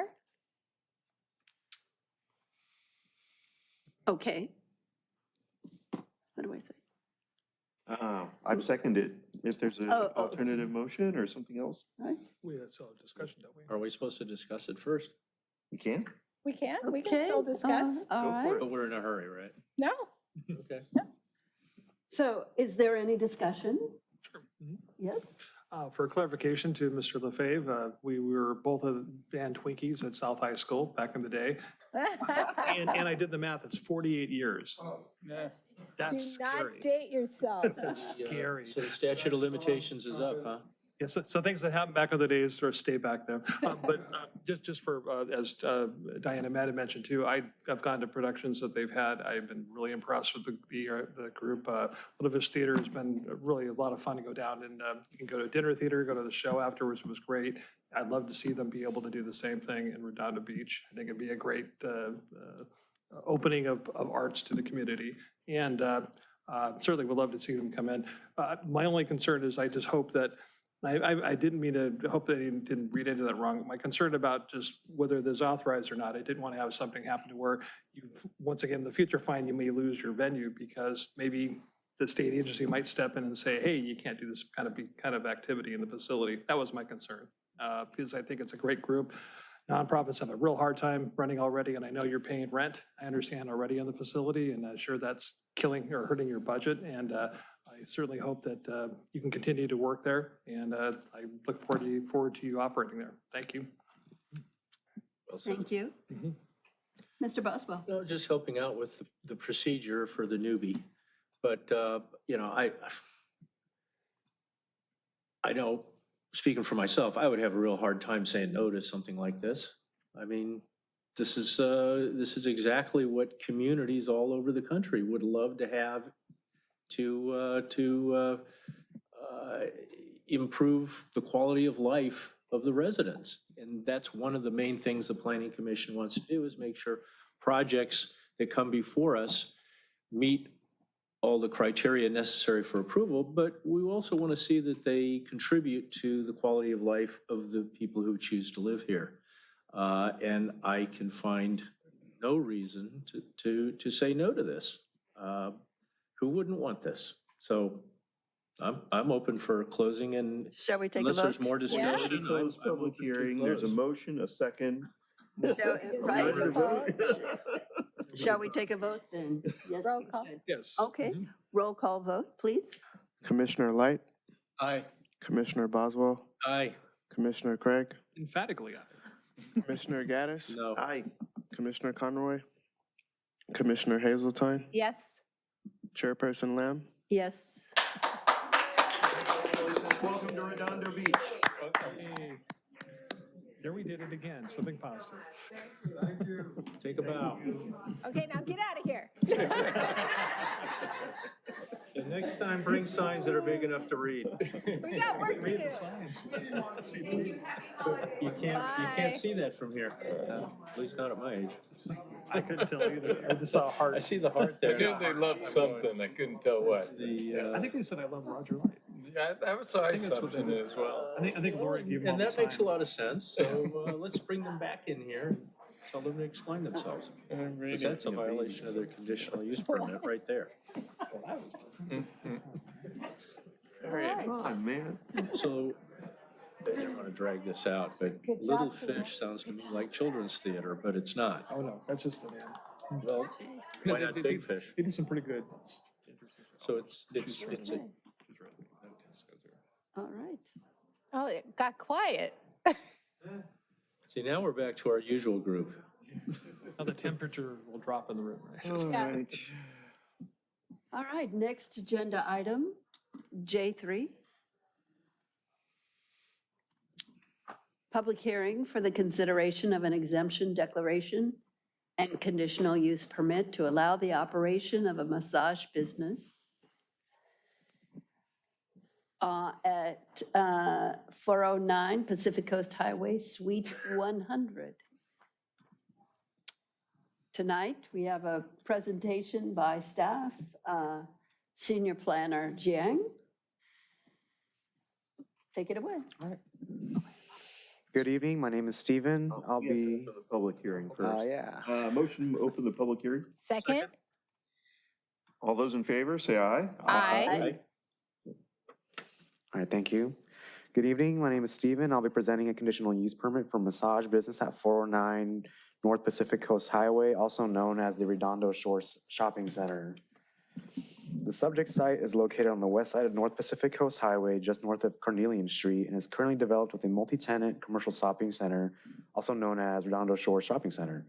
The properties to the north and west are zoned low-density multifamily residential. The properties to the east are zoned commercial, and the properties to the south are zoned public and institutional and are developed with the Redondo Beach Civic Center. The existing site is developed with a two-story, 107,396 square feet multiple tenant commercial building on a 257,349 square feet property. The proposed use before us is a massage use that would occupy one existing tenant space, Suite 100, with an approximate area of 2,630 square feet. Here's an overview for the site. The property is served by approximately 468 parking spaces at the ground and the subterranean level for the existing structures. Vehicular access to and from the property is off of North Pacific Coast Highway and Carnelian Street. This is the area in which the space will be occupying. The green rectangle is the currently vacant space. And then maybe just for some context, the space is back where the number 407 is on this picture. That's where that green space is going to be. The applicant intends to remodel the interior of the tenant space, creating 10 massage rooms, a front lobby reception room, a restroom, a storage room, transition room, and a break room for employees. No changes to the exterior of the building are proposed except for a new sign advertising the proposed business, which will be processed under a separate permit. Here is a close-up view of the floor plan. The hours of operation will be from 10 a.m. to 10 p.m., 7 days a week. 5 massage therapists will rotate between the various rooms, sometimes assisting multiple rooms at once while the other clients are waiting in their respective rooms. Additionally, there'll be 1 on-site manager and 2 receptionists for a total of 8 employees at any given time. Based on a parking study of the plaza performed in 2016, 542 parking spaces are required for the entire multiple tenant building per the applicable municipal code for parking. The proposed use will require 11 spaces, which means they're, based on the study, I skip something. So The study in 2016 found that during peak weekday conditions, there is a surplus of 53 spaces, and during peak weekend conditions, there's a surplus of 76 spaces on site. The proposed use will require 11 spaces, which will leave, essentially, it provides ample parking for the existing site on use now. In addition to the CUP, in the city of Redondo Beach, massage businesses are required to obtain and maintain compliance of all permits required by the County of Los Angeles Department of Health prior to the issuance of their business license and all annual renewals. In terms of experience, the Now is a franchise with multiple locations throughout Southern California. Other locations of the franchises are in places like Santa Monica, Long Beach, West Hollywood, and Silver Lake. Staff is of the opinion that the proposed use meets the criteria for conditional use permit. The property is adequate in size and shape. The existing driveway provides adequate access. There's enough parking on site. The applicant is still required to obtain additional licenses and permits even after the CUP is approved. Additional conditions have been added to detail the maximum number of employees allowed, the hours of operation, and that the business will not serve alcohol or any other retail sales in the store. Lastly, a final condition has been added to ensure that the proposed use to occur only within the interior of Suite 100. Based on the findings, staff recommends that the Planning Commission open the public hearing, take testimony, close the public hearing, and make a determination regarding the exemption declaration and the conditional use permit for the operation of a massage business at 409 North Pacific Coast Highway, Suite number 100. This concludes staff presentation. Thank you. Okay, are there any questions for our staff? No, actually, we just had one, I think, last month, so we're kind of versed on massage businesses. We PCH. It's pretty straightforward. I have a question. That particular storefront has had a lot of businesses in there over the last 15 years. I mean, I want to say they've had at least 6 or 7 that I know of go through all sorts of things. Is that like a cursed spot, or what's the Could the story? problem been under the picture house? Yeah, we just had a shoe place recently. Yeah, I mean, is there, Good what's going on location. with this space? It's a salon for a long time. It may be, back in the corner, and it just is, not getting the visibility. The foot traffic. The foot traffic. You're Yeah. kind of cutting off that corner to get to one of the other storefronts or businesses along that side of that leg of the commercial center. Maybe- Yeah, it is strange. They were retail and everybody seems to be buying stuff online. Well, So this that's- may just have a better, Yeah, service Buy commercial is massages on becoming No. much more prominent. They don't feel that good. You can't get a massage online, right? no. Well, it's not the same. I don't think. Yeah, okay. And how close Question is this to the one that we Yes. approved last month? The other one last month was at 730 South Pacific Coast Highway. Outside the buffer. Yeah. Okay, so Yeah. it's not right down the street. No, and it's outside the 1,000-foot buffer, this one 1,000 too. foot. So there's no other massage business within 1,000 feet of this one. Questions? Any questions for staff? This is strictly a massage business, right? Correct. Public comment? Hold up. I'm Gosh, waiting to see it if seemed like we had so Doug many is questions for the other one. I guess Well, I just want to just clarify, a lot of the questions we had last time were addressed by you guys. It sounds like this is very similar. They have places there. They're making sure these are legitimate people, no arrest records or anything. Correct. Assuming all of that is similar like it last time.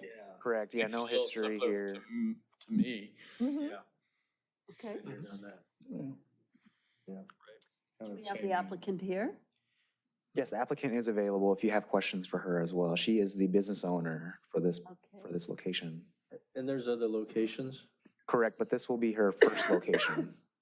So she's the owner of this specific franchise Oh, it's a and this franchise. location, correct. So it's a new business for this owner. Has she been in this kind of business previously? Well, We'd ask her. We'll why ask her. why don't we ask her? And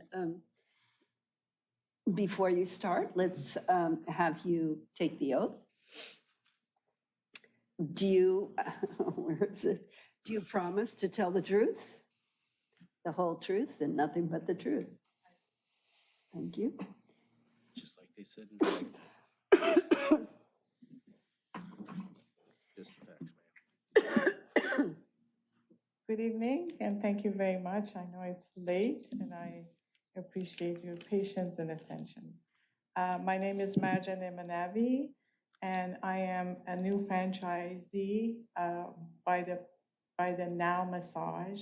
That's a national brand, and they've been in existence since 2015 and moved into a franchise business in 2019. Currently, for projection for 2025 is to have 100 massage boutiques all over United States. Wow. So they're fast growing, very well-known national brand, and I'm really happy and proud to be one of their franchisees at this point.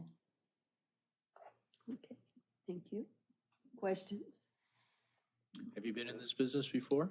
No, I haven't, but that's why I chose to become a franchisee, because they have an enormous level of support and structure in place that's guiding me step by step towards becoming successful in this business. Well, that's exactly the benefit of franchises. I've had a number of clients over the years that have bought franchises, and the first thing I tell them is, you are being given a roadmap to success as long as you follow it. Absolutely. I have tasks assigned to me on a weekly basis that I just follow through.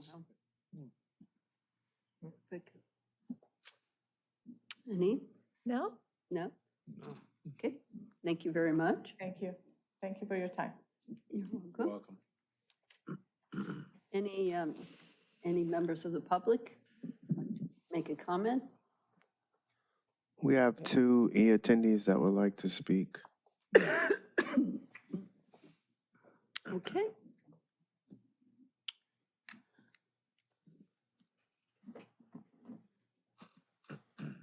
Motion to extend.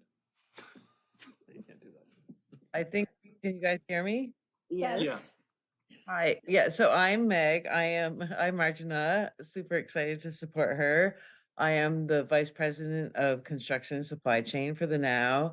And just like, want to tell you that Marjana is possibly one of our favorite franchise owners right now, and just here to support her and answer any questions you have regarding like, operations or anything like that.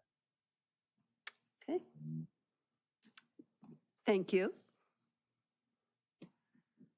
Is there another speaker?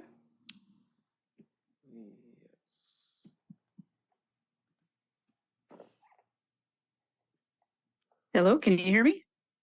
Yes. Okay, good evening. My name is Stacy Wellnitz. I'm with Commercial Arc. I am the project applicant and architect, and so I'm here to just answer any questions and support Marjane also. And if there's any questions we can answer regarding construction and the facility itself. Okay. Thank you very much. All right. Close the public hearing. Motion to close the public hearing. Second? Roll call.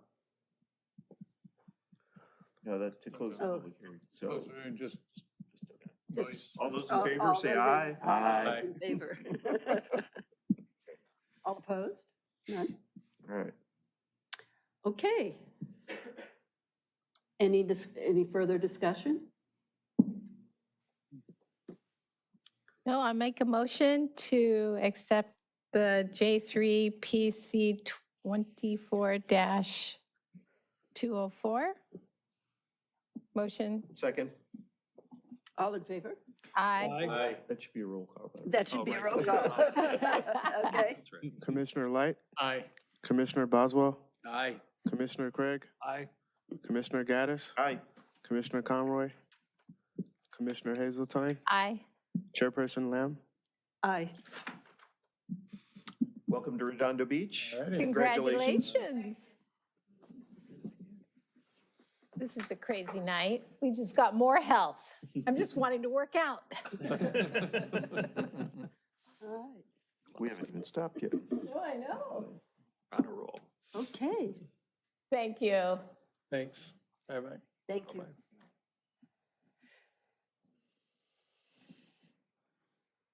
All right. Let's open the next, J4.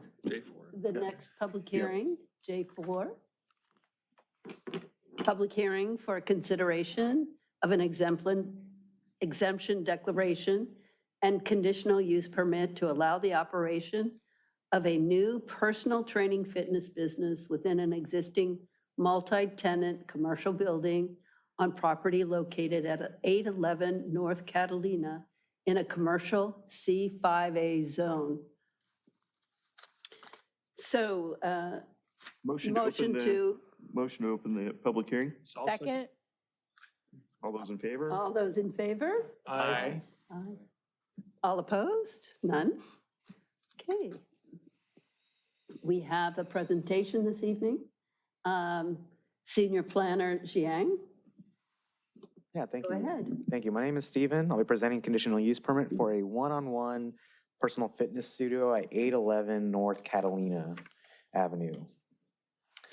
The subject site is located on the east side of North Catalina Avenue, just south of North Francisca Avenue, and it's currently developed with a multi-tenant commercial center. The properties to the north and south are zoned commercial, the properties to the east are zoned multifamily, and the properties to the west are zoned generating plant zone, also known as the AES site. The existing site is developed with a 4-story building with approximately 60,000 square feet of retail and office space and 215,000 square feet of warehouse storage on a property that is 99,939 square feet. Here is an overview of the proposed, for the site, the proposed Pump Fitness Studio to occupy one existing space, suite number 2022, within an area of 1,046 square feet. In this picture, it is the red square on the north part of the property, and it's going to be on the second floor. The red square is the leasing space that the proposed use will be habiting. No changes to the exterior of the building are proposed, except for a new sign to be processed under a sign permit. Proposed fitness use is anticipated to have no more than 6 customers per day. The hours of operation will be from 6 a.m. to 9 a.m., Monday through Friday only. No interior improvements are proposed since the existing suite already has a singular room gym style layout, which is adequate for the proposed use. The interior layout will consist of 1 workout room, a restroom, and 2 back rooms for employee use and storage. 1 personal trainer will be able to train 1 customer at any given time. And the maximum number of occupants proposed is 2, the 1 trainer and the 1 customer. The parking requirements based on all the existing businesses on site would require about 136 parking spaces. The site currently has a total of 271 parking spaces. There are 74 spaces along Catalina Avenue, about 37 additional spaces spread throughout the property that aren't shown on these plans. And lastly, the roof alone has 160 parking spaces. This is a picture of the roof parking for the current site as well. Staff is of the opinion that the proposed use meets the criteria for conditional use permit. The property is adequate in size and shape, and the existing driveway provides adequate access. There is more than enough parking on site. Additional conditions have also been added to detail the maximum number of employees allowed, the hours of operation, and the number of customers. Lastly, a final condition has been added to ensure that the proposed use will occur entirely within the interior of Suite 2022. Based on the findings, staff recommends that the Planning Commission open the public hearing, take testimony, close the public hearing, and make a determination regarding the exemption declaration and conditional use permit for the operation of a personal fitness business at 811 North Catalina Avenue, suite number 2022. That concludes my presentation. Thank you. Thank you. Any discussion? I do. It's 6 a.m. to 9 a.m., Correct. just 3 hours a day. Just 3 hours a day, 6 7 customers a days. day. That's it. Okay. If they get crazy busy, and we can extend that time now, maybe? I mean, is that, they only need. So the way, the resolution does have a small clause for planning staff to make changes if it does get busier, and if the use does get to a point to where they're adding more customers, or the intensity gets large enough that we deem that it needs to go back to the planning commission, we could take it back to the planning commission for a much more intense use. But Okay. right now, if in the future, if they wanted to extend the hours, we would look at it on a case by case and see how intense the proposal will be based really on the parking that's available on site. Right. And the applicant's here, right? Correct. The applicant is here and the real estate broker, TJ Parker, is also here. Okay. Yes, Commissioner Boswell. Only being open 3 hours a day seems odd. 6 to 9? Oh, there's an evening one also. Okay, I didn't catch that. Okay. I don't think that's. There's 6 That hours a wasn't day. appear to be on here. I missed that. Yeah. I only said 3, not 6. Thanks for clearing that up.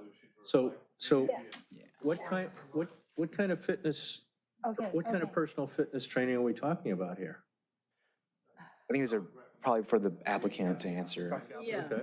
Some of these business operations. Right. Yeah. Okay, just a point of clarification, you're going to change the resolution. I'll change it right now as we discuss. Yeah, makes sense. Okay, okay, so, and I'm hearing requests to have us hear from the applicant. So is the applicant here? Yes? Okay, would you stand up and we'll,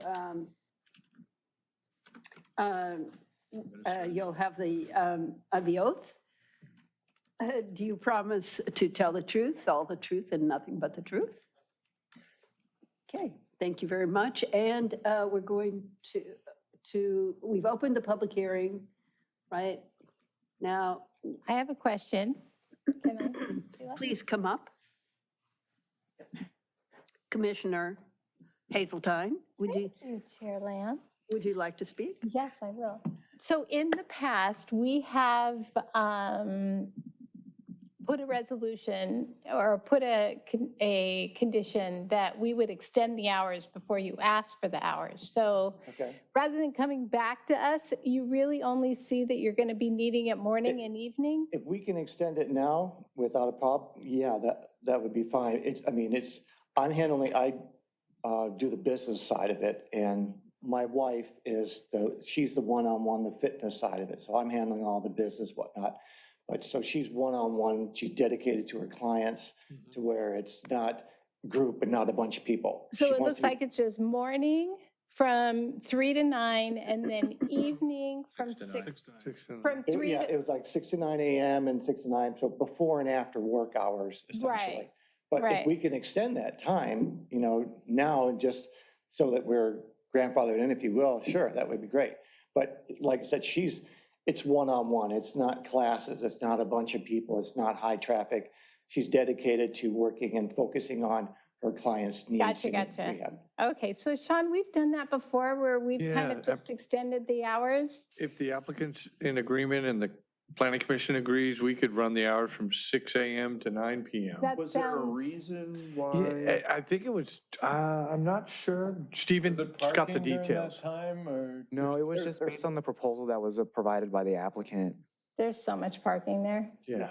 Yeah. There's a lot. Before we move on, what is your name again? My name is Ron Spawn. Okay. And you are the applicant, Yeah, applicant and co-owner of the business with my wife. co-owner of the business? I just handle the business side of it. She's the fitness side of it. Right, Has he been sworn in? Yes. Yeah. yes. Okay. Okay, Question. So I'm just, you obviously, you're the business side, you've thought out that you can make money renting this place for, what is it, 1,200 square feet or something? On just 6 hours a day?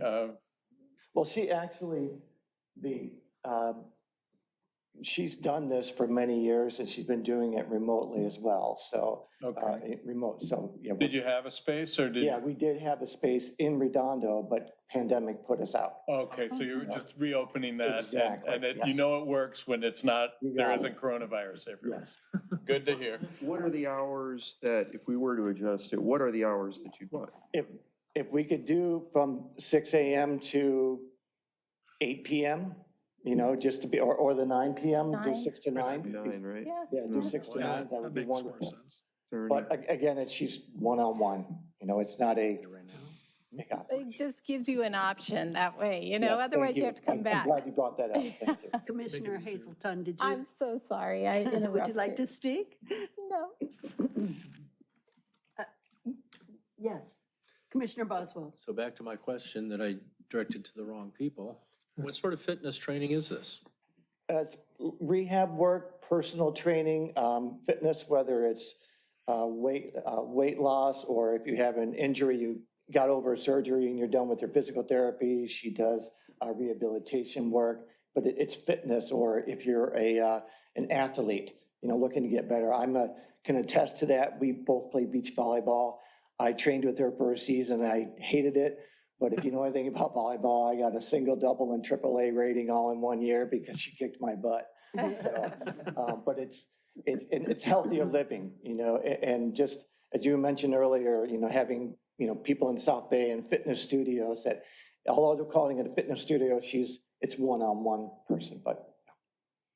And is there a name to this? I'm sorry, go ahead, please. Just to narrow down to get a clearer answer, so is this weight training, isometrics, running on treadmills? It could be weight training to, I mean, she can make people get tired without any weights, you know, it could be. But what are you planning to do in this facility? Free weights to a, you know, recumbent bicycle to warm up, stretching, maybe a machine for a pulling machine and a squat rack, but not a lot of equipment, just enough that she can do what she needs to do. And it's her and one client at a time? Yeah. And then Yeah.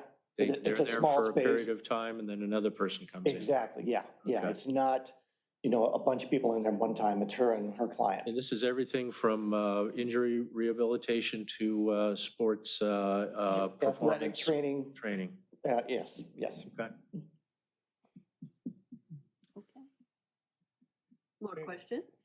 So I'm trying to picture where the Bay Club is relative to you guys. Do you see that? No, Bay Club is south of Burl. We're north, so north of Dive and It's Surf. a mile at least away.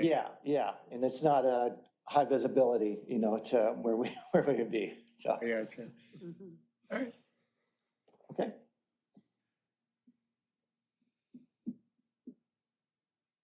Commissioner Hazelton? Yes? More questions? No? Okay. I do have a question. If we extend the hours, what in terms of parking, is there a concern for the parking? There shouldn't be a concern for parking, mainly because the proposed use is still going to remain one customer at a time with one train at a time. So realistically, 2 spaces throughout the entire day from 6 a.m. to 9 p.m. is what will be expected. Right. So do we add, how are we adding this extension on hours? What I've done is I've revised the resolution to show that number 2, the fitness studio hours of operation shall be from 6 a.m. to 9 p.m. Monday through Friday. Okay. That was easy. Did you want weekends? No weekends. No weekends? No. No, okay. Right. All right. Thank you very much. Thank you. Happy holidays. Thank you. Happy holidays. Okay. Let's close the public hearing. Motion to close the public hearing? Second? All in favor? Aye. Next. Okay.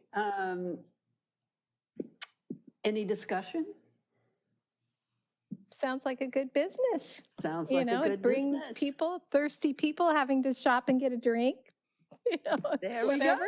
There we I'll go. make a motion to approve with a change that it is, we allow them to be open from 6 in the morning till 9 o'clock in the evening. I'll second that. Roll call vote. Commissioner Light, Aye. Commissioner Boswell, Aye. Commissioner Craig, Aye. Commissioner Gaddis, Aye. Commissioner Conroy, Commissioner Hazeltine, Aye. Chairperson Lamb. Aye. Congratulations. Congratulations, welcome. Congratulations on your double A. Yeah. As a volleyball player, I appreciate that. And hi to my neighbor, DJ. Okay.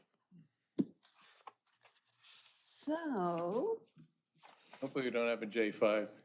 we do not. We do not. That concludes our It would probably be a Public fitness hearings? business if it was. items continued from previous agendas.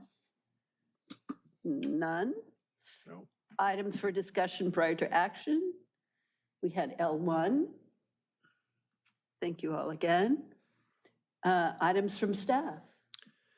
Thank you, Chair. Just quickly want to wish the Planning Commission a happy holidays, Merry Christmas, Happy Hanukkah. And we're happy to have the new planners in the Planning Division. Very happy with what's going on. We're really staffing up and we're going to be able to move some stuff through. So you'll see some more robust agendas. So we're looking forward to the new year. Thanks, everybody. That's it. Thank you. Great, thank you. Thank you. Commission items and referrals to staff.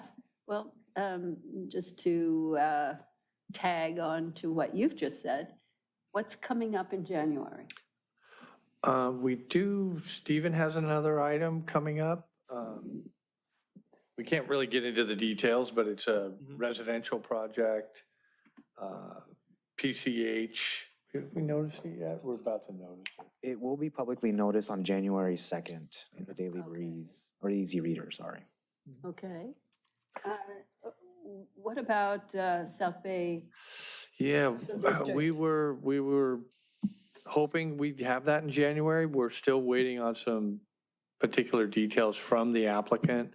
So we're anticipating that's going to come before this body in February. Not till February. Yeah, the council disapproved the track. So map were last they month. in terms of Yes. No, they the approved it extension about that 2 they weeks ago. got 3 years ago? I thought it was up in January. Yeah, that that extended? that extension was for the vesting tentative track map. And so the track map had to be finalized before January, I think, 12th of 2025. And the council just approved the final map at their last, not this week, I think 2 weeks ago. 2 weeks ago, correct. So they have what amount of time to finish business and get this done? The what was that? What amount of time do they have to get this wrapped up and underway? Well, the statute limitation on the, requirement for the filing of the map has been complied with. There's the other provisions, they're not in jeopardy of any other deadlines being missed with Phase 1A, Phase 1B. Phase 1C hasn't come, but this is a new application that'll have a whole new clock, the Phase 2 project. Was there talk about multiple phases when this was originally approved? I do not The recall such a phasing wasn't thing. part of the original approval. I think the market then drastically changed with COVID.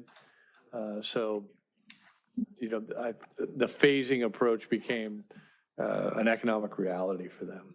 So what was originally approved is now actually broken into 3 phases? Or is it that what was originally approved is Phase 1 and these are entirely new projects? What was originally approved was the original. Yeah, it was a large, full development plan. And now, subsequent to that large, full comprehensive plan, there have been phases that have been, it has been gone through the plan check process in phases. Okay. So it wasn't contemplated with that original approval, but it, as long as they execute prior to that entitlement expiring, any of the phases, or any portion, they're vesting, if you will, the entitlement that was granted. And when does that entitlement expire? That entitlement would have expired in this coming January. That's what I thought. Yes. So, but it's not. Well, they vested it because they've been through plan check on phase 1A and 1B. So they've executed, all they have to do is submit for plan check to execute the entitlement. And that's what they've done. Oh, So- okay. For that part of the clock. Okay. Yeah. I don't know. Yeah. If you say so. It doesn't make any sense to me. I mean, they made an agreement and it was negotiated and it was finalized. And now it seems like they're doing an end run around the original agreement. Is that not in effect what's happening? Well, no, I mean, they're just building out the entitlement and they're just doing it in phases. But how could they build out something that was already finalized? Well, that's the process. First the entitlement, and then you build out that through the issuance of building permits. So whenever we approve a major project like that, it may come back to later on to decide to be larger. And that's okay. Well, only if you would approve that enlargement. Who's you? Us? The planning commission, if it required a discretionary entitlement, which it would. If the project changed in a manner that where there was additional development being proposed, just like what we're going to see for phase 2, there wasn't, so phase 2, that's an additional 350 residential units. That didn't get approved with the original approval, so they're coming to this body for that discretionary entitlement, for that additional units. They agreed to give up the additional residential in order to get the permit that was finally awarded. Right. And now they're coming back and reneging on that, it appears. Well, Is that in effect what's happening here? Is that we made an agreement and now they're trying to change it? They're requesting an amendment to the proposed agreement, yes. So it's, So does this not set some pretty dangerous precedents where just about No, anyone, it's- including Legato, might come back and say, we could put another floor on each of Isn't these? that how it works? They come back to us when they Yeah. want something different. and you have the discretion to back to us. determine whether or not you'll allow that amendment. So there really is, theoretically, there is no end to this. They could continue, or any developer could continue to come back and say, yeah, we had this agreement, but we really want to go back to what we originally wanted, so we're going to call it phase 2. And then that has to come before us, and we say to them, didn't you give that up? And Yeah. it just seems like this could just be an endless, and then we say no, but then they come back later and say, well, we have a phase 2A that we'd rather do. I mean, Well, when does this end? Since this isn't agendized and it's coming for a future hearing, I think we can't really deliberate. I'm just on- trying on to a understand how project. we got in this mess. Well, you'll have an opportunity to speak on it. Okay, You can't see. all right. So do All we right. end the, Motion to adjourn. motion to adjourn? Okay. Second. All those in? Thank you. All those in favor? Aye. And this Oh, that is just